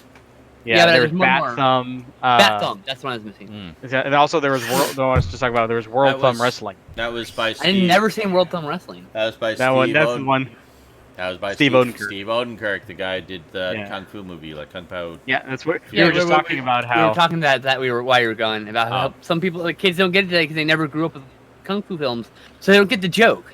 Yeah. It just seems like a bad movie. Like, no, guys, it's making fun of the bad movie. Yes, like, it's a parody. You know, it's a loving parody. Just tell them. WTW like World Thumb Wrestling. Yeah. There's a hilarious one where they're talking, and he like pile drives somebody, pops up, and he goes, "Does that feel fake, pansy boy?" It's fucking hilarious. Interesting. Okay. But I was talking about how they've tried on several occasions to get the sequel made because they have a script. Yeah, I mentioned that going to go pee. Tongue of Fury, I think is what it is. Tongue of Fury. That is correct. And they've tried several times to get it made, and I think what they need to do is they need to ride the traction of the Thumb films, do a complete series set of those movies released on Blu-ray, and then they can use that to get Kung Pao released on Blu-ray. I would say go to Kickstarter. Fuck that noise. Just make a 10-minute reel of some of the funniest bits from the movie. Problem is they already have. They've already gone to both Indiegogo, Kickstarter, and they've tried several other crowdfunding things. I don't remember any of those things. I've never seen. This was right at the. I mean, they could probably try again. This was during the early days of Kickstarter. Yeah, it's not the right time. Now's the time. Now would probably be a better time. I just watched a board game make I watched a board game make $3 million in 48 hours. Okay, you're telling me they can't fund that movie? They can fund that movie. They can get the idea. And Kickstarter's the way to do it. I gotta make something cool that people want to give me $3 million for. That'd be cool. Yeah, I have a really cool board game called the Knifening, or Knife Tank. It's called the Knifening. Yes, it's all these little knife tanks made of cards that you attack each other with. It's a card game. Cool. It was funny for the. It's really random, but sort of on topic, but I always got Steve Odenkirk and Bill Odenkirk. Bob Odenkirk. And Bob Odenkirk. Yeah. All those always guys got mixed them- up. Yeah, all mixed up. I always thought they were related. I always thought they were brothers. Yeah, I always kind of thought they were probably related because how common a last name is Odenkirk, like... Yeah, right. Yeah. Fairly, well, one's Odekirk and one's Odenkirk, but that's beside the point. Odenkirk. Yeah. There you That's go. the part where There our you go. brains are mushing together. It all falls Yeah. apart now. Or are they? Or is it the Bernstein's one? Which one's which? I don't know. Are we from the Vangelis. Odenkirk or the Odekirk timeline? Which timeline? Which compile timeline are we in? Oh god. Odekirk Prime or Alrighty. Odenkirk Prime? Is that it for the gaming news? That's it. Yeah, Okay. we were done. So, pickups? Nothing. I have nothing. I'm Nothing. Jack. This was. Oh my wow. god! Really? None of us have anything. None of us have anything Holy this week. shit. time in the history That's the of the first time show. This is like Ever literally happened. the first time ever. I can I Wow. can show this maybe. We're all financially What? destitute. God forbid. Wow. I got the Japanese version of Dance Dance Revolution Extreme running on my cabinet. Cool. How do you play it? I'm looking at dance pads. Oh, Oh, okay. okay. Cool. I thought Like like at you play the the moment you joystick. can That's put down. cool. At the Um, moment, you use the colored buttons, the Oh. left, right, up, down. To Oh, play. okay. Yeah. Oh, that's pretty neat. Okay, Yeah, you can at least play it that way. Oh yeah, you can play it Um, many different ways. Yeah, I do I have. didn't know you could do that. I have a couple things coming in the mail. I'm still waiting on that 80s horror documentary. Apparently, everybody's waiting on the 80s horror documentary. Because there were problems with manufacturing, and they're Yeah. thinking about redoing the whole thing. And, Yeah, I did get the digital version though. I finally downloaded that, and it's a very nice quality digital version. It's like 4.5 gigs. you got the Elvira one, right? I got the Elvira one, yeah. And as I thought, each special edition version of that has unique footage in the documentary to that special edition. So to me, out of all the ones that were out, the Elvira one appealed the most to me because now you get 20 extra minutes with Elvira, talking about her stuff beyond Want what all they of it. already talk about in the main documentary. So I want all of them. yeah, so there you go. And then the I main. can't afford any of them, but I want all of them. But then there's also just the standalone version of the documentary, which is just the normal 4-hour, 20-minute documentary. All the versions have that in it, but they have like additional material with the particular person hosting it. So in this case, I have the one hosted by Elvira, and then it also has more stuff about her career and stuff. Which to me was more interesting. I mean, there's another one that's with a couple of YouTubers that do some kind of horror podcast thing or something. No and thanks. I'm like, I don't care about that. Were they there? Or do I, it's like... If I was a fan of the show, maybe. But Like, I'm if not, I did so. one, if there was a Zaranyzerak version, yeah, you guys would buy it. Nobody else would. Right. They'd don't sell think we're like gonna Joe 20 of Blow do it. those, maybe. But... Right. So if you're a fan of the show, that might be your version. Yeah, exactly. But for me, it seemed like... And then there was another one, I think it was one of the guys from Slipknot. Corey Taylor. Yeah, that's who it was. Yeah, I couldn't remember the name. He's a producer on that. That's why. So, yeah. But then, to me, like, being an 80s horror documentary, of all the special editions available, the Elvira one seemed to be the most 80s-y. So, I went with that one. Plus, Hey, I look. just No love Tom Elvira, Atkins, no so. sale. No, I'm kidding. Sorry, where's our Tom Atkins version? But, Right? I'd watch that one. Yeah. Thrill me as you watch the rest of the stuff. That's right, yeah. I would watch the shit out of that. That would have made me double dip if there was a Tom Atkins one. But Absolutely. But funny enough, I actually didn't even know there was different versions. I only heard about the Elvira one when I bought it, and then suddenly I heard like there's all these other versions. I'm like, oh, I didn't even realize. I saw Elvira posted it on her page, and I was like, yoink! I have enough. I'm gonna get it. So I seem to remember hers was the first announced. That might be the reason. maybe why I don't know. It was the first you I bought it before the others were. It was the announced, first yeah. I saw anyway. But I seem to I mean, remember Corey Taylor's being announced pretty late in the game, actually. regardless, that's the one I would have gone with anyway. So, yeah. So yeah, I watched a little bit of the digital version just to kind of get a taste. It looks really good. Like, it looks like a really good documentary. It's got like so many people in it from all across the spectrum. They interviewed so many people that they really interviewed like a bunch of action hero people too. That's why they have the action hero documentary. Yeah. Just because they had already a bunch of people that interviewed for this one that are also in that one. You got an action hero, and they've also got a sci-fi, 80s sci-fi movie one coming out as well, which I might also like to get. But now that I know, appreciate this reuse of footage. I'll see see if there's any special editions of that coming out as well. But anyway, so that's what I'm waiting for. The other one I'm waiting for is a graphic novel, which should arrive. I'm surprised it hasn't arrived yet. Actually, it should come in this week, I would think. So in time for next week's SNI. So just another trade paperback collection of stuff. But I got a board game that's pretty cool one. Coming. Nice. I got a really good deal on the Pathfinder Adventure card game, and I had this much fun money, and so I spent it. I had my quarterly splurge with the all the stuff I got last week, the Doctor Who's and the couple of hammers, and then that's pretty much it for now. That was already pushing the budget as it was, so. This was so it's going to be a little while. Well, actually, no, what am I talking about? It's my birthday this month, so I might actually get some gift cards in the mail. I don't know. Still haven't got the Christmas package from Mum. Mum always sends me gift cards, so we'll see. Might have some stuff coming. So I don't know. We'll see how the month goes. I mean, it's birthday month. I think the latest Batman volume is coming out this month, and like a Blu-ray, and like that's it. That's all I've got. Like. Actually, I think Volume 6 of the Golden Age Batman comes out this month, the trade paperback version. That is not one, though.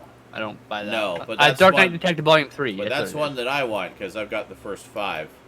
And Return of Ultraman Steelbook. Those are the two things I paid for this month. That's Which one? The Return of... the Return of Ultraman Steelbook and Dark Knight Detective Volume 3. The next Ultraman one. And I am now broke. Yeah. And because I have bills, as the rest of our bills, like I've got bills as well right now, so that's why everything fun stuff will have to wait. Well, since we don't have any pickups, we might as well talk about movies. What movies did we watch this week? Who wants to go first? Garbage Gamer, how many thousands of movies did you watch this week? Did you watch one? Maybe one movie. Half a movie. Did you watch an episode of a TV show, perhaps? Actually, no. Really? Did you watch a music video you liked? Did you watch any good YouTube videos? Anything? Did you watch Talk a meme about or two, something. maybe?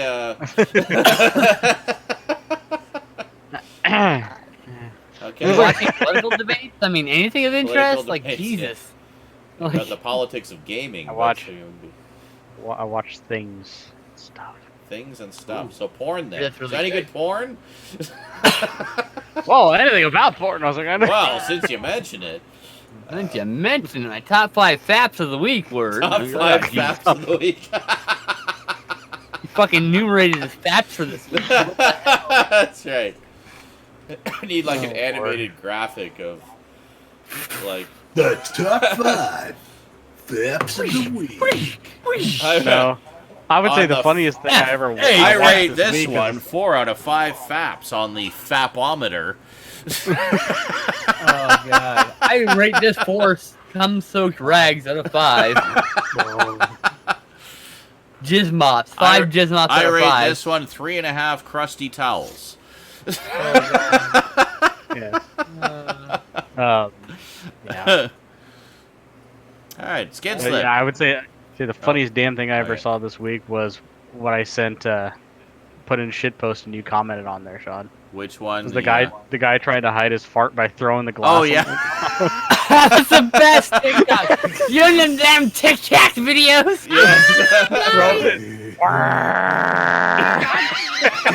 He just like breaks and just farts through it. The guy's yelling at him. He's just farting through the yelling. It's like a 30-second long fart. It's really fake, but it's hilarious. I'm dying. Oh my god. Good shit. Brilliant. Hide your fart by dropping something. Throws a glass. Alright, well. So what did you watch this week, Skinslip? Last night I watched The Slayer, which is purportedly a slasher film, but it has none of the tropes of the slasher film. It's in fact a monster movie. you don't see the monster till the end, but still, it's a cool monster when you see it. A lot of monster movies are like that. Some cool effects. Bit drags in a bit in the middle. That's 3.5 out of 5 stars. You know, your mileage may vary. Some friends gave it 4 stars. Some friends gave it 2 stars. I was like, yeah, that sounds about right. 2.5 stars.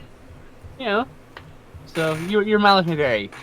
I say get it on sale. And Stoudman and I watched Deep Red and Light the Fuse. Sartana is coming. Interesting double bill. First Italian time viewing for both of them. Yeah.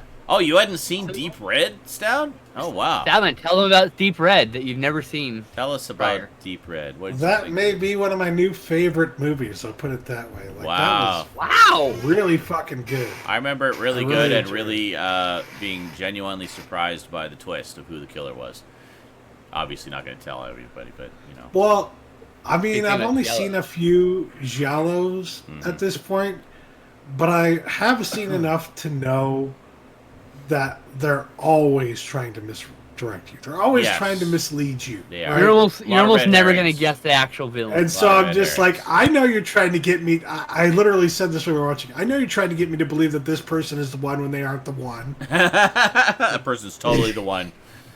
And then the next person, you're like, oh, then you're the new villain. And then, Skinslip can attest to the fact that when we were watching, I was about to say something, but then I realized that's a spoiler. Don't spoil it. Be a little more vague. Don't spoil it. Be a little more vague. There's a point in the movie at which they kind of show something that becomes very important, right? Mm-hmm. And it's just, it's going by really fast, and if it's a blink and you'll miss it kind of thing. Mm-hmm. And I saw it, and I was like, what was that? Wait a minute, what was that? Mm-hmm. And it turned out being the thing that I had to have seen it. I need to see that again. I used to have the old Anchor Bay DVD, which was the first time. The Blu-ray's beautiful. Yeah, it was the first time that the fully uncut version was available here. So I've been wanting to pick it up on Blu-ray to see it again, because I haven't seen it for a very long time. Oh, yeah, it's nice. Arrow. I think it's the Arrow US title. I think you can just buy that for like, I might $16 or whatever US, whatever that is, $30 Canadian or whatever. 20 something. But $29 Canadian. I'll have to check out. I need to reacquire a lot of the Argentos actually, but I remember I watched that one a couple of times when I had the DVD, and I remember being really kind of blown away by it. I know a lot of Argento fans consider that one of his all-time best films, if not his best film. Most people say that's his best film. Yeah. I would argue that Suspiria is better, but that's just my personal. I think Suspiria is better as well, but I like it. It's a close race, I'll tell you that. Yeah. Well, honestly, there's so many that are good from that era, like Suspiria, Deep Red, Tenebrae, and Opera. I think they're all like almost neck and neck as far as how good I think they are. Have you seen all of those now, Stout? I think you've seen all of those now. All 4 of them? Anyway, were you going to say something? One of the things that I really enjoyed about the movie was that the music was done, like, it wasn't, what's the word again? Was it Claudio Simonetti again, or? Diegetic. Diegetic, yeah. It wasn't really diegetic per se, but there's a plot in the part of the plot of the film is that the killer plays a song, and then the song abruptly stops, and that's when you're in trouble. Yeah, okay. And the music in the film frequently throughout the film abruptly stops right before some bad shit happens. Like the theme music, not the music within the film, but the music. Yeah. Yes, it is Goblin. Yeah, film, it is Goblin. Okay. And it abruptly stops out of nowhere. Goblin. And at first I was like, what the hell is that? And then when you actually, like, why are they doing that? And then when you actually see the plot of the film, like, oh, okay, I see what they're getting at there. Yeah, they're kind of they're trying to mislead you a little bit.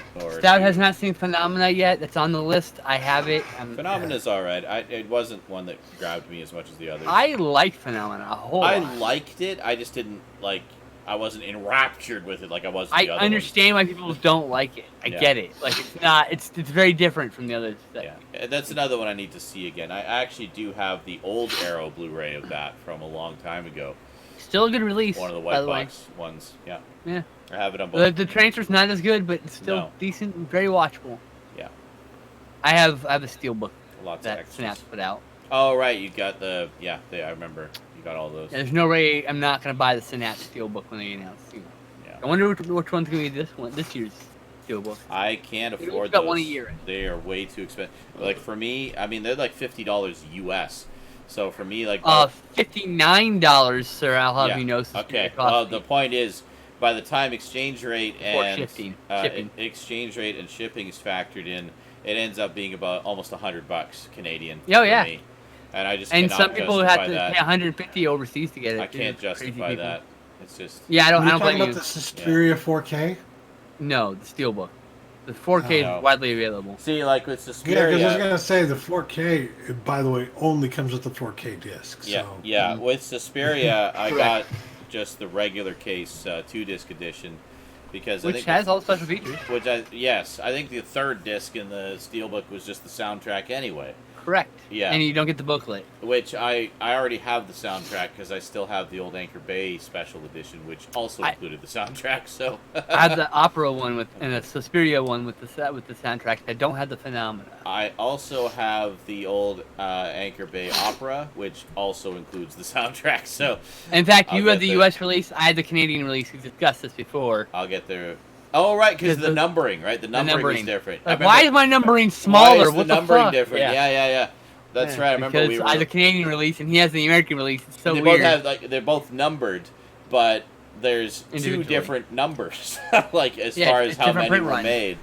Unbelievable. It was probably released at a different time. This guy says he's a Star Wars fan, but he doesn't even have we discovered that like those we are were the talking best on a, ones. what was it? It's like, how why can you is call yourself a real Star Wars fan number if you different? don't have the probably during original Ewok movies? back in Stickam, I think we were talking.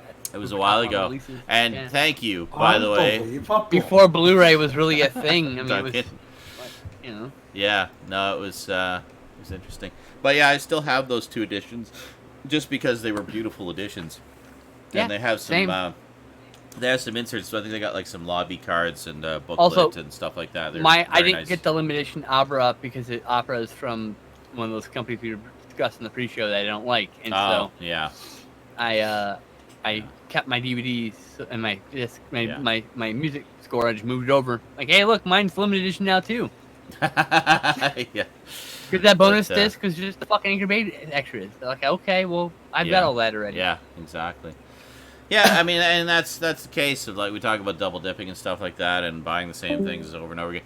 But I mean, in this case, it was good night, garbage. Bye, garbage. Good night, garbage. Let me just adjust everything. He does have work tomorrow. Yep. Actually, here, what I'll do is, just because I hate how it fucks up the layout. Wow, we've had such a crazy run. Such a crazy run of movies. I'll just make us bigger.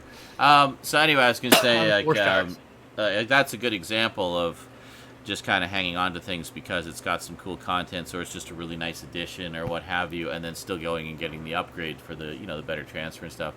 Fucking money and not having to buy it. Double dip. Yeah, I know. I mean, in my case, it'd be a straight upgrade to high definition. I mean, the main thing for me is just getting the movies in high def. But as far as Argento goes, next one I would probably want to get would be Tenebrae, because I love Tenebrae, and I haven't seen it for a long time. I used to have. I mean, like all the Anchor Bay the ones. double dip, like I said, like the Blu-ray for Apple. There's a standard release with 2 discs, with DVD and Blu-ray, just the movies, right? Mm-hmm. Some special features. The other bonus disc is that you don't get. There's a soundtrack and the fucking Anchor Bay features. So if you had the Anchor Bay set, you really don't need that bonus set. You basically got it. Yeah. So what else did you watch? I mean, it's on Blu-ray instead of DVD, but so what? What else did you watch this week? Oh, we also watched Like the Fuse, Sartana. It's coming. The last of Sartana set from Arrow. Oh, okay. So that's the 5th of the 5. I really like this film. Has some interesting things to say about society and imprisonment and all that stuff and punishment and murder. It also has a very realistic depiction of a prison. A lot of times you see in these Western films, there's a guy just sitting there in the sheriff's office. Oh yeah, that's what happened back then. That's if you were a very short-term stay. You were drunk and disorderly. You hit a lady in public. Some stupid shit, right? This guy gets arrested and they take him to a fucking jail, which is a hole in the ground. Yeah. He gets peed on by people. Like it's a really good, really well shot film. Do you have any thoughts about this one? Stab? Just said it was one of the better ones that we saw of the Sartana movies. second or third film was not by the same director and actor, and it's really not good. Yeah. In comparison, not bad a movie, just not in comparison. Not as good as the others. It's like a 3-star instead of a 4.5, like all the others. I really want to get some iteration of that 5-movie set because the non-limited version is what I got because I missed limited spaghetti westerns. I keep seeing they're all quite good. I've seen the limited edition. The third one is some net, but I've seen the limited edition in the wild quite a bit out here, but I just haven't had the. I'm missing one bonus features disc and the book. I think at this point I got the movie. They're really good. Yeah. I'm pretty happy with this. Yeah. And if I got a chance to upgrade to the limited edition at some point, I would jump on it. Of course. Not worried about anything else? Oh no, that's all I watched. That's all you watched? I watched a movie. What you watched, called Stout? The Magnificent Amber. Oh, Set. nice. I've always wanted to see that actually. I have the DVD of that from was released ages ago. And That's this is a. Yeah, it is. I still haven't watched. This is a delightful film about the comeuppance of rich people who are made low. I love it. It's well, damn! beautiful. Now I really want to watch you have to that. show that to me now. It's just. It's Orson Welles. I mean, it's getting towards the end of the movie, and it's like it's ending on a really somber, depressing note, and I'm like, is this gonna have like a bad ending, like a sad, depressing ending for the rich people? Yay! Yay! So it was a happy ending then. He's pandering to the audience, which is mostly poor, by the way. Yeah. Going on to the time we're mostly poor, so this makes sense. Oh, I mentioned I watched Crisis. That was the other thing. I almost forgot about that. Oh yeah, we'll talk about that in a So second. when Stoud's done, I'll go back and we'll talk about Crisis. So, is there multiple cuts in there? Because I know one of the big deals with Magnificent Ambersons was the studio took it out of Orson Welles' hands and recut it without his involvement. But a lot of that footage is lost forever. I don't know if there are. I don't think there are. I don't think multiple. there is. I think that footage is gone. It's a new 4K restoration of the film, but I think that's the expanded one though, right? Because they found footage. Did they? There's a DVD. Yeah, and there's a DVD release. I could only tell you the time on it. It's 88 minutes. Yeah, that's definitely not it. No, I don't think they did. Actually, you might be thinking of something else. Because Magnificent Ambersons is kind of notorious for that. It's like the classic example of studio interference compromising the director's vision. Yeah. What's there is apparently great, but Orson's version was about 30 minutes longer, and the studio basically... And I'm sure it goes even further into just making these rich people look like complete and total fucking I'm sure There's like 30 more minutes of them being miserable later, even more than the I know. film. But basically, they literally locked him out of the editing room and wouldn't let him have anything to do with it. And that is a long thing. That's a long-standing history what Hollywood does. Yeah. And that's what the bullshit is. There's some really good cinematography in this. I know. Shocking. Yeah. Orson Welles. What an Orson Welles film with amazing cinematography. That was also notable for Life of Sartana. All the Sartana films were had amazing cinematography. Yeah. Yeah. Very good. Very good. So. Even the one that wasn't very good had pretty good cinematography. I'm gonna say that's the one bonus. All right. Well, I'll definitely have to check that out. There was a point in the movie where it's set like from the 1870s to the early 1900s, right? Mm-hmm. It's like 30 but years. in like a city, so it's not like the Old West, it's a city. Yeah. Mm-hmm. And, of course, they're rich people. And there's this guy who's coming into town at some point who has invested in automobiles. And the rich kid in the Amberson family is like, God, that business is going nowhere. Horses are what's gonna stay forever. And you can tell they put that in the film specifically so audiences can be like, look at that dumb fuck. Yeah. Totally. Rich people don't know everything. Yeah. All right. So, at long last, Skinslip has watched Crisis on Infinite Earths and the previous one, Elseworlds. And so we're going to talk about it, and there's going to be spoilers. That's your only warning. Here we go. So what'd you think? I watched it a few weeks before Skinslip, but yeah. I'm a really, really, really big fan of Crisis. In fact, today I showed on stream my giant Absolute Edition Crisis. I flipped through it and showed the beautiful art and went through every page of the fucking compendium at the second book that's in there. Only thing I'm missing is the history of the DC universe. Cause I'm trying to hold out for that signed edition. Oh yeah. $150. Yes. Anyway, but yeah, the first 2 parts were really bad. Really? Why? They were really cheesy in a bad way. Why? And it was like, I felt they were clunky. It felt real. I don't know. There's something about it. I was like, oh, this is really. I was really watching this, going like, this is why I don't watch these shows. I was literally doing that, and then I was watching. It got better. It got better as it went on, but the first 2 episodes were just not good. As shots, like acting was bad. Like it was just like really rough. And Elseworlds was like the same. It was kind of rough, not bad, but rough. Yeah. And so when we got to the other episodes, I liked it better. I liked it overall. I thought it was a decent representation of Christ on the Internet.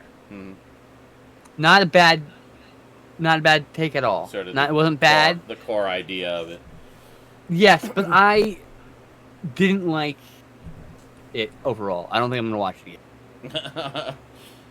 I think I'm just too much. Well, okay, but that doesn't tell us that. But that's not what we want to hear. We don't want to hear you saying it's bad. We want to hear you saying how much you loved the cameos and stuff, and which ones you liked, and which ones made you squee, and which ones you know, give us some love here. Come on. You mean like Geek at the end? Yes, and the fucking Super Friends theme, no less. And the building looked like the Hall of Justice.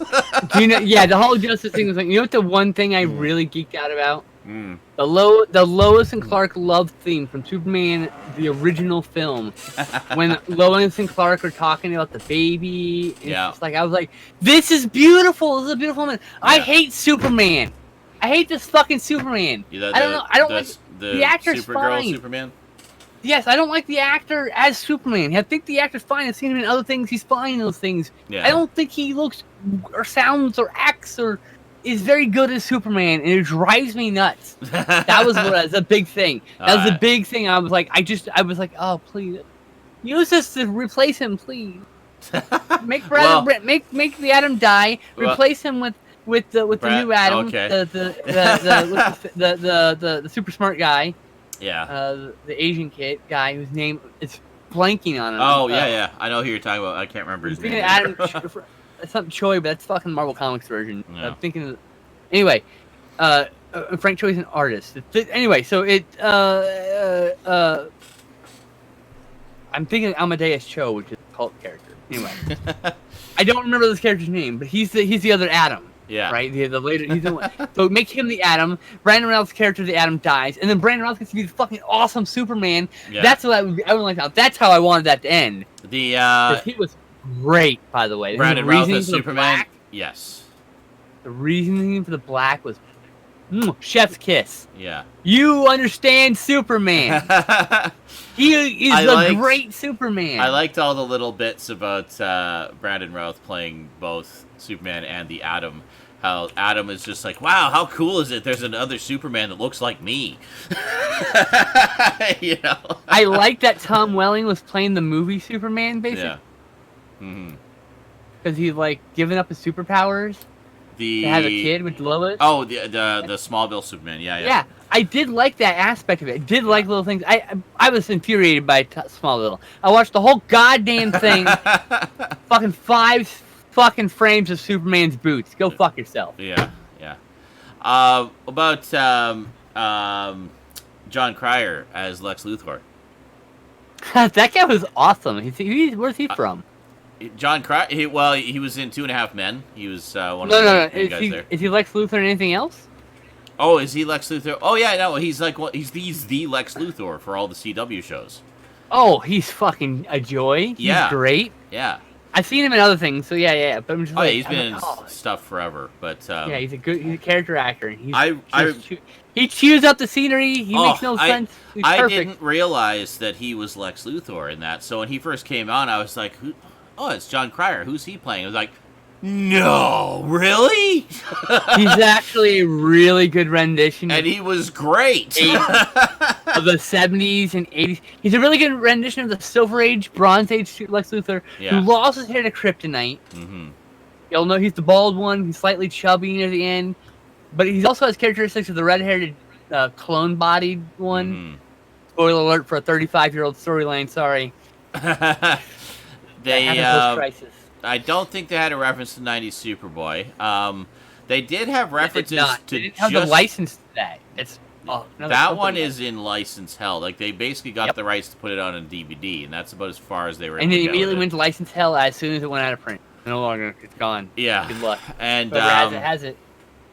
But there was references to a lot of things. We saw a cameo of Huntress from the old Birds of Prey series, which was great. That was pretty cool. By the way, that show was terrible. I liked it. I thought it was fine. Really bad rendition of those characters, all those characters. Oh, come on. Oracle? Oracle was fantastic in that show. Yes. Except Oracle. I was about to say, but Oracle. She was perfect. Right. I was literally about to say that. Oracle was the only good part. They got her right. Everyone else was like, why do you have superpowers? Like, what the fuck is this shit? Anyway. Well, because Catwoman and Batman banged, and then Batman ran away, so that's all we Whatever. Anyway. It's not a great show. I thought it had its moments. Yeah, I enjoyed it overall. Because, I mean, actually, at the time, the reason I liked it was, hey, here's a live-action Gotham City set show for the first time ever. So it was a bit of a novelty at the time when it came out. Oh, dude, and Brandon Routh playing... Okay, so get this shit. So what happens is, we get the Richard Donner 1, Richard Donner 2, Superman Returns, and then it's whatever happened to the Man of Steel. That story is in continuity because that Superman's the Superman whose wife is fucking killed by the Joker with the gas. Oh, okay. The Joker gas. Yeah. He points at the fucking frame. Where's everybody at? And he points at the goddamn thing about how everyone was killed in a gas attack. Yeah. That's the frame from the comic book painted. Oh, okay. That is from the whatever happened to the Superman, the Man of Steel. Yeah. Story that Alan Moore did, in which Joker killed Superman, so that whole storyline, that whole comic is in a continuity with the fucking that Crisis story. Yeah, it's kind of cool. Yeah, with what happened on that's kind of neat things. Like I like those little things. What did you think of Kevin Conroy's scene or scenes? I didn't like that portrayal of Batman. I don't think anybody liked that portrayal of Batman. I didn't like the Shadow Batman. Demons. Yeah. The Shadow Demons looked wrong. They looked weird and badly CGI'd. Oh, the Shadow Demons, yeah. They look better. They would look better as formless black masses, like they should have been. Yeah. Instead of bad CGI. That was the only other complaint there. Yeah, go ahead. Also, someone clarify to me. Okay, so the Flash on the treadmill is that the actual Flash from the original series? Yes. Okay, now is he the 90. same character that's in prison, who's Flash's dad? No. Or is that a different? Okay, that was not clear enough to me in the series, so no, I did not know. I thought it was revealed. No. I thought it was revealed that guy went back to this time. It's basically and that guy it's like with Adam and Kingdom Come Superman, how they both look the same, but they're actually different people. It's the same thing. That's cool though. Yeah, so it's like I like that. I liked how John Wesley Shipp was brought in as the new Flash's dad, which I thought was a nice connection. And then they actually bring in the actual Flash from Earth 90. So got to wear the suit again. So according to Earth 90, that Flash has been there the whole time, protecting the city and doing stuff, and for 30 years. For 30 years, keeping us alive. Yeah. Thank Flash for existence, guys. Exactly. Every day, any day. Pray to Flash that he keeps running to keep you alive. Okay, Michael. Please, Barry Allen, never stop running. Okay, Michael says John Wesley Shipp has actually played 3 different characters: Barry's dad, Jay Garrick, and 90s Flash. So he did play Jay Garrick. I did see that episode. Yeah, so he also did a very good job as Jay Garrick. So I gotta give him credit for that. John Wesley Shipp's a great actor. Someone on YouTube complained about them killing off the 90s Flash is making that series pointless. No, it isn't. What? Because well, to be fair, like if you know the Crisis on Infinite Earths, the whole point of it was to sort of consolidate everything, and that's basically what they did with this, with the CW universe. Was they sort of took all these things from other universes and consolidated them down to Earth 1. So, for example, Supergirl, for all the past number of seasons, has been on, Earth 23, I think it was? But they figured out how to open rifts between them so they could actually travel back and forth between those worlds and help each other out. Apparently. So, Well, it was just like it was in the comics at the time when they did Crisis. It was literally the same reason. So it's like, and the only reason I think that Supergirl was on another Earth in the first place is because the first season was on a different network that canceled the show, and then the CW picked it up and incorporated it into the Arrowverse by saying, oh, well, she's been on another Earth all this time. It's like, hey, wait a minute, we could do the multiple Earth thing. It's kind of a blessing in disguise. So they did that, and they've had all this other Earth stuff, and then the Crisis was they started doing out Monitor the reference. Yeah. Oh my God, though, the Anti-Monitor was like a perfect rendition of that character. Yeah, he had the very curled-in lips and the weird yellowing skin. It was really well done. I liked the Monitor. I was like, wow. I paused it and looked at the effects. I'm like, that's really good makeup work. Mm-hmm. Monitor was pretty good. I like the Monitor. Anti-Monitor looked perfect. Yeah. What else? Was pretty good. There was a lot of other cameos. It was nice to see what's his face, Alexander Knox back, even if it was just very briefly. Who was that? He was in the part 1. He was the reporter from Batman '89. I don't remember that character, so sorry. The reporter, the main reporter, Robert. What is his name? Robert Wuhl played him. Alexander Knox. He's like one of the main characters in Batman '89. He's the one who's doing the Batman story, and he partners up with Vicky Vale. Dude, that character does not ring a bell. Vicky Vale, yeah, oh yeah. How do you? Great, yeah. They're in like every scene together. My brain, he's not around. I don't know. Look it up on IMDb. You'll recognize him. You go, oh, that guy. Sure. That guy. Yeah. Oh, I like the cameo of Burt Ward. That was kind of cool. Burt Ward. It was in the same. Alexander Knox was like right before that. He was the guy sitting on the bench reading the paper, and he looks over and he's like, so that guy's a reference. There somewhere. It was a reference, and it was Earth. I didn't know that guy was a reference. It was Earth 89. I get it. So wait, what was the... Kevin Conroy was playing Dark Knight Batman, right? I'm not crazy? Specifically Dark Knight Kingdom Come crossover version? Sort of. It was... Superman broke his back, he said. Yeah, I'm not sure if it was a specific reference to the comics, because, I mean, this Batman just went apeshit and killed everybody. But,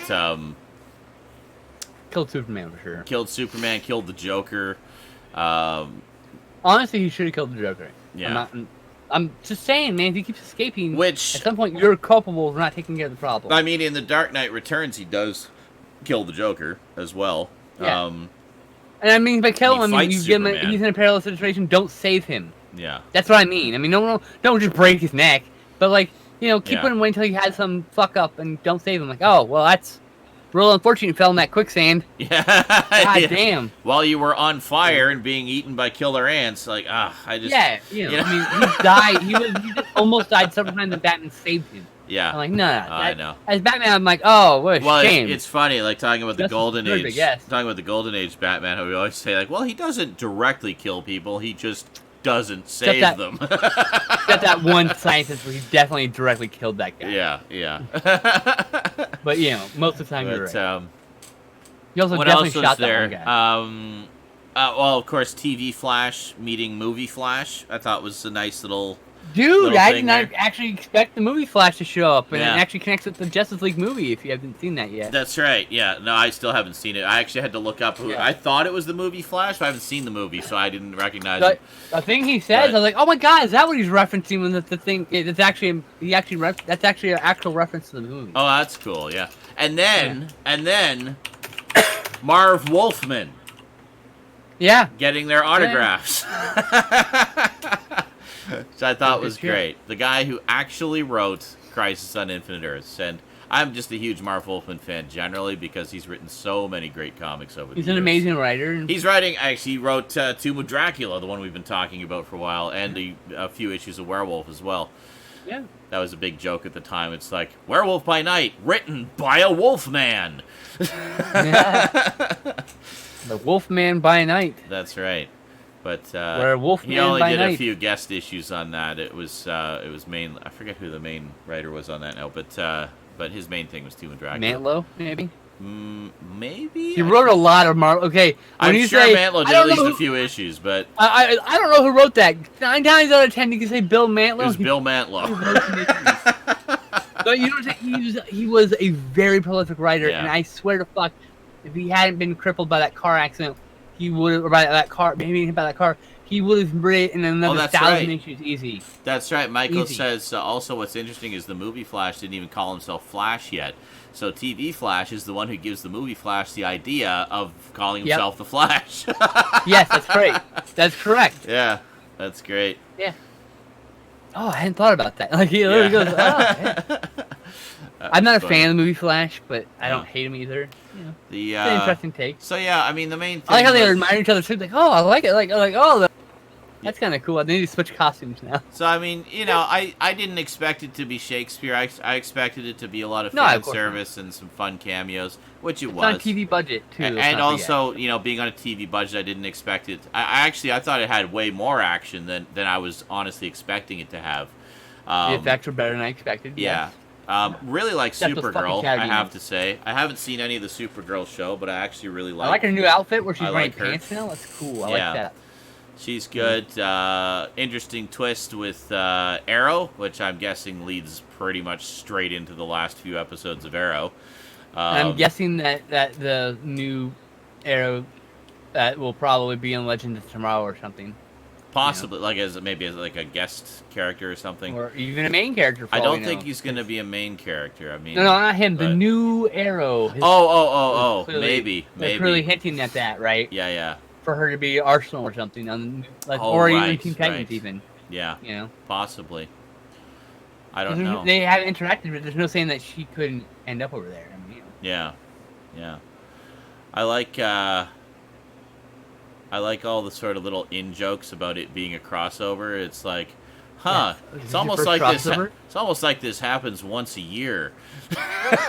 Yeah, or when the other guy's like, is this your first crossover? And when Marvin's getting like, did we do the crossover thing often? He's like, yeah. He shows them a picture. They're signing a group picture between them. Yeah. So lots of little funny in jokes like that, which I thought was pretty cool. Yeah, like I said, overall I thought it was enjoyable, but I probably won't watch it. I'm a purist of Crisis. Well, you weren't honestly expecting it to be the comic book brought to life. I mean, there's no way they're going to do that. I expected it to be basically a little closer. Well, much like the movies, like the Marvel movies, for example, how they take these massive story arcs and just kind of distill them down to their essence and make a fun movie out of it. But I did like the reference to Psycho Pirate, by the way. Yeah. You noticed that at the beginning? The gold mask. Oh, no, I didn't. I don't know that character, so I wouldn't have noticed. Psycho Pirate. And then at the end, he's in a jail cell next to the guy who a few people remembers the Crisis, Oh, yeah. And there was... that's the thing about Psycho Pirate. He's one of the few people who remembers the Crisis still. Oh, okay, yeah. Everyone else has forgotten other than Psycho Pirate. Everyone thinks Psycho Pirate's crazy. Right, well, the Paragons remember, but that's it. Nobody else remembers. No, I'm talking about in the comics. Everyone thinks that he's crazy because he talks about these multiverses. Oh, okay, gotcha. Because it never happened. Oh, that's interesting. There's never 5 Batmans fighting for reality's sake. Oh, yeah. Constantine meeting Lucifer. I thought that was great. Oh, that was a cool night. Yeah. Because I didn't think they were going to link those at all. Yeah. I really didn't. I really need to watch Lucifer. I haven't seen it yet. I've just seen bits. But I love when he goes to meet them and he's like, hello, I'm, my name's Morningstar, as in Lucifer? Yes. Morningstar Dawn? Lucifer Morningstar is like, so you're the devil, yes. Yeah. I've never seen Lucifer either, but I've read a few of the comics. I'm pretty much instantly sold from that scene. I'm like, what a wonderfully charming character. I want to see more of this. So, yeah, apparently it's a pretty fun show. Quite good. So I'll check it out eventually. I'm just glad to see, like, we've mentioned this before, but every time they bring Constantine back now, it's always Matt Ryan playing him, which I think is wonderful. Yes, he's the definitive Constantine for at least the time being. Absolutely, I think he's perfect. He's just fantastic. And I think he's hoping that if he keeps it up, there'll be a revival. I hope so. Yeah. Well, because if I were him, I'd be like, I want that show back. He's so good. Well, there's been rumors of he's perfect. There's been talk of some kind of a Justice League Dark spin-off. As someone who was very disappointed with the movie Constantine, Matt Ryan is perfect. Did you see the series? Did you see the short-lived series? I saw the first 4 episodes. Okay. I didn't finish it yet. I wanted to buy it. I need to get the Blu-ray set. I watched it as it aired, basically, but it was good stuff. And far too and Tom short. Welling Tom Welling's a bit chunky, but looking good at least. You know. He looks like he's happy. So there you go. There's our thoughts on Crisis. Loaded with spoilers for you. 3 stars out of 5. Not bad. I'd give it maybe a 3.5. If you're a fan of the show, it's probably like a 4 out of 5. Probably more. If you watch all 5 episodes, like the last half is really good episodes of the show. I've seen a good chunk of the show early on. Yeah. It was pretty good. All right. So, any more movies? Skinslip, Stoudman? No. I think we're done. Okay. Well, I watched some movies. 4.4 out of 5. All right, there you go. Let me just. You probably think it's higher. 10 out of 10. Damn, Wormsy thought it was perfect. I don't know if I can. No, I can't do any. I can't adjust anything here. Fucking. 15 out of 9. Perfect. 15 out of 9. That's right. So yes, Dracula-thon. I basically carried on my. If you guys follow my Twitter, you'll know. Basically, I've been carrying on watching the Hammer Dracula films. So this week I watched Taste the Blood of Dracula, Scars of Dracula, Dracula 80, 1972, and The Satanic Rites of Dracula. I haven't got around to watching Legend of the Seven Golden Vampires yet. That's the next one on the list, so I'll be watching that. I think I've seen Taste the Blood. I've seen a few of those that have the Blu-rays. Taste the Blood. Yeah, the Taste the Blood of Dracula was interesting. Basically, it was sort of a resurrection and revenge tale, where this guy back in the past, well, not too far back in the past, but around the time that actually, one thing I got to say is I love the continuity between these movies. Like, it very much is a continuing saga. Like, each one picks up right where the previous one left off, sometimes overlapping the start of one with the end of the previous one. This is an example of that one, actually. So, the final battle at the end of the previous film, I think it was Prince of Darkness. Was it Prince of Darkness? No, it wasn't Prince of Darkness. It was Dracula's Risen from the Grave. That's what it was. So, the final battle... I have seen Dracula Risen from the Grave, actually, not tasted the blood. Okay. So the final battle at the end of Dracula has Risen from the Grave overlaps with the beginning of Taste the Blood of Dracula. So we actually see there was somebody else there when Dracula was having his final battle at the end of that with the priest. And basically, after he gets disintegrated and turned to well, actually, kind of gets turned to red dust.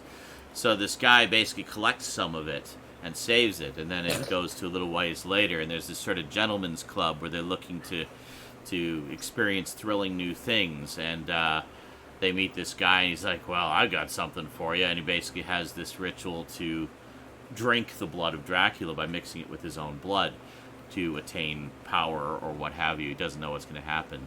But basically what ends up happening is this guy's a servant of Dracula. He drinks the blood of Dracula. Dracula resurrects himself through this guy's body. And then the others try to kill him or something. I think I'm zoned out for part of it. But so anyway, Dracula ends up being pissed off that his servant died. So I missed something there because I was like, but his servant died so you could be resurrected, you ungrateful fuck. And then he goes off to have revenge against the 3 men who were there when his servant died. But I think the part I missed was they actually beat the guy to death when he was choking on the blood of Dracula and then took off. So Dracula wants revenge, even though it was that sacrifice that allowed him to be resurrected. So it's kind of like a revenge story where Dracula is just looking to right the wrong against his servant through the whole thing. So he's trying to deal with them. It's actually pretty good. I actually enjoyed that one quite a bit. And then the next one was, I believe it was Scars of Dracula. Let me just scroll up. Yeah, Scars of Dracula. We were talking about this one a little bit earlier. Scars of Dracula was notable as it was the first one from the 70s. It was 1970. And earlier that year, the BBFC, the British Ratings Board, had changed the rules a little bit as far as what would qualify something for an R rating or an X rating. So it basically meant that Hammer could up the level of gore and bloodshed and start showing boobs and stuff like that. And I gotta say, with Scars of Dracula, they really went all out with that. And it was really something. We talked about it a little bit in the pre-show, if you want to check that out.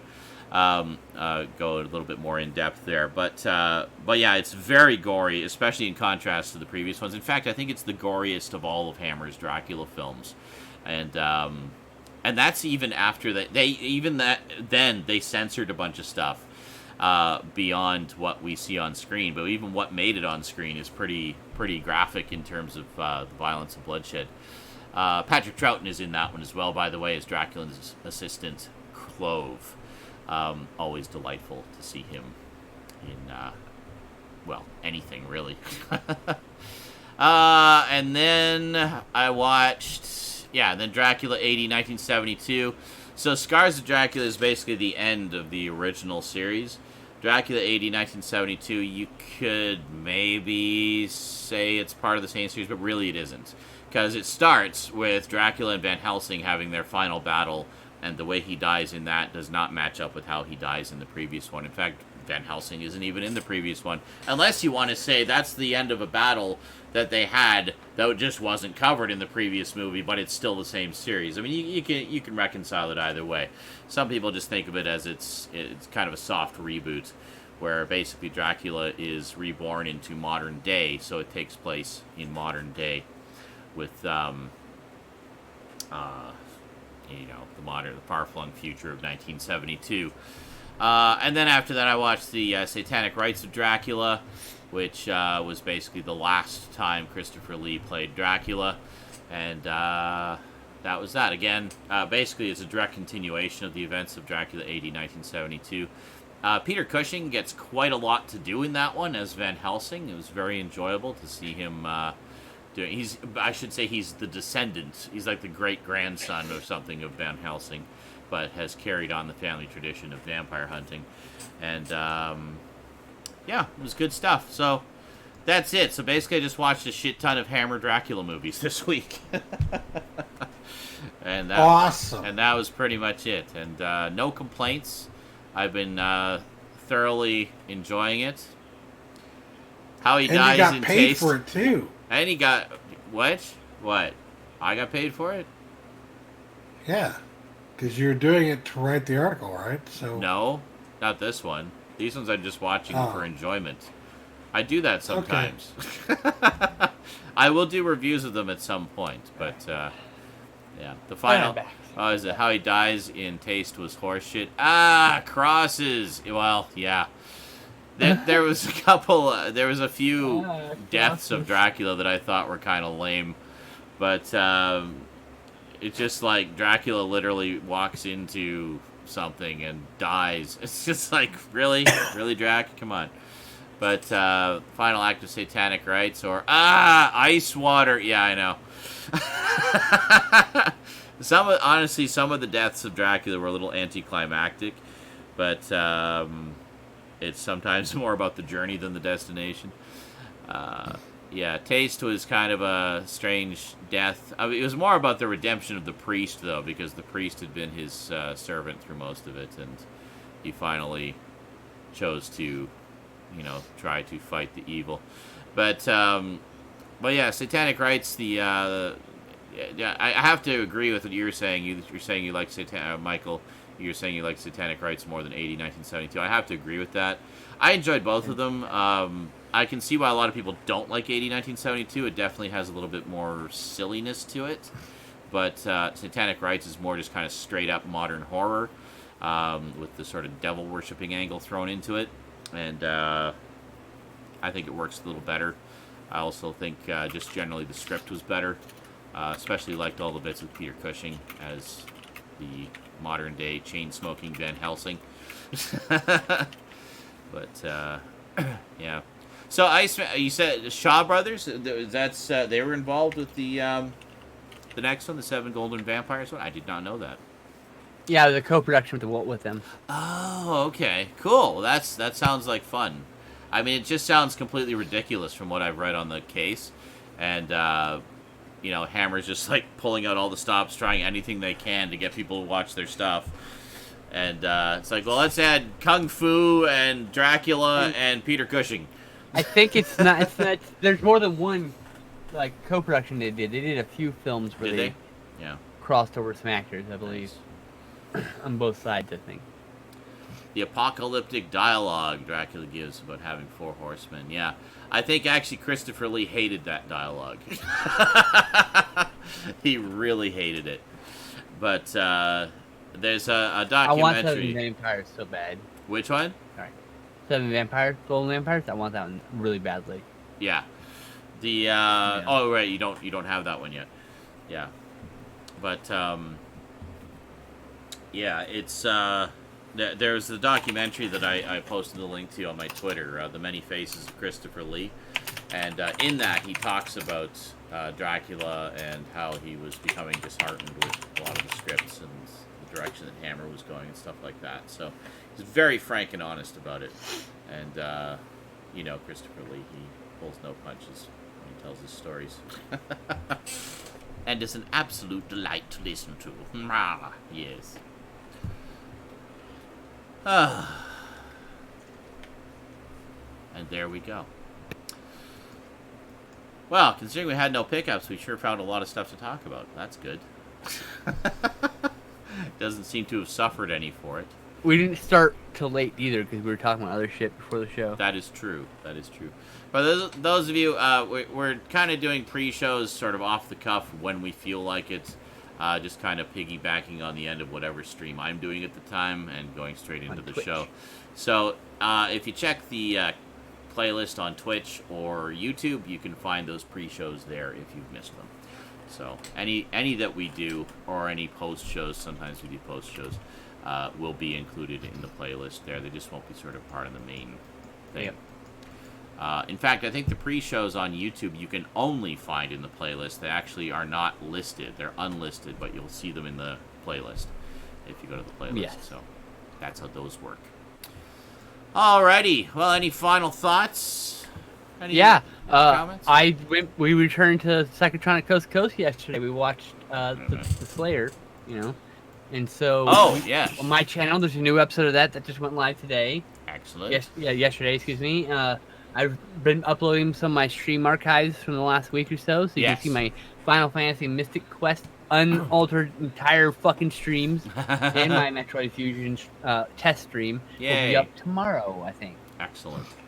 If I remember to turn it on live or not. I've been most of this week I've been going through my Twitch broadcasts from the past month and grabbing highlights and funny moments and stuff like that.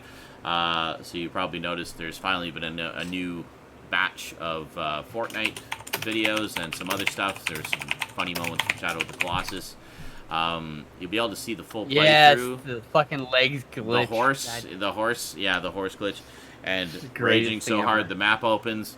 I haven't seen that clip. I meant to look at that one yet. But there's there's new Fortnite videos going up every day for the next little while. They've got I'm just kind of doling them out 1 or 2 a day.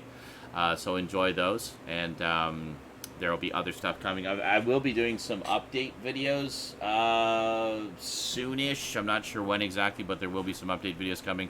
Those of you who watch SNI have already seen everything that's going to be in there, but I'm going to talk about them a little bit. That's the way it goes. What else? So yeah, basically daily streams on Twitch. Come by anytime. Chances are I'll be live. If not, there's always repeats running. So be sure to stop by and say hey. Hey, how's it going? Hi, Zaranyzerak. Hello, Zaranyzerak. How are you? I like cheese. Do you like cheese? Yes, I do. It's very expensive in Canada. Oh. So cute. How about you, Stoud? Any news? Any exciting things in the world of Stoudman that you want the world to know? Not really. Just, hope that I get better by next week, guys. Yes. Get well soon. Yeah. Ginger Prince. Alrighty. It's affecting my ability to be soulless. So you're feeling soulful, uncharacteristically? You're actually caring about Yep. things and people? Wow. Well, we got to put a stop to There's that. too much. very Can't get any work strange. done. Alrighty. Well, have yourselves a great week, everybody. We'll see you next time. And as I say, you know, Skinslip and I both are twitching a lot lately, so be sure to stop by if you get a chance. Say hi, and we'll say hi right back at you. Damn All right. So take care, everybody. Have yourselves a great week. Until then, thanks for watching, thanks for chatting, and sayonara. Penis.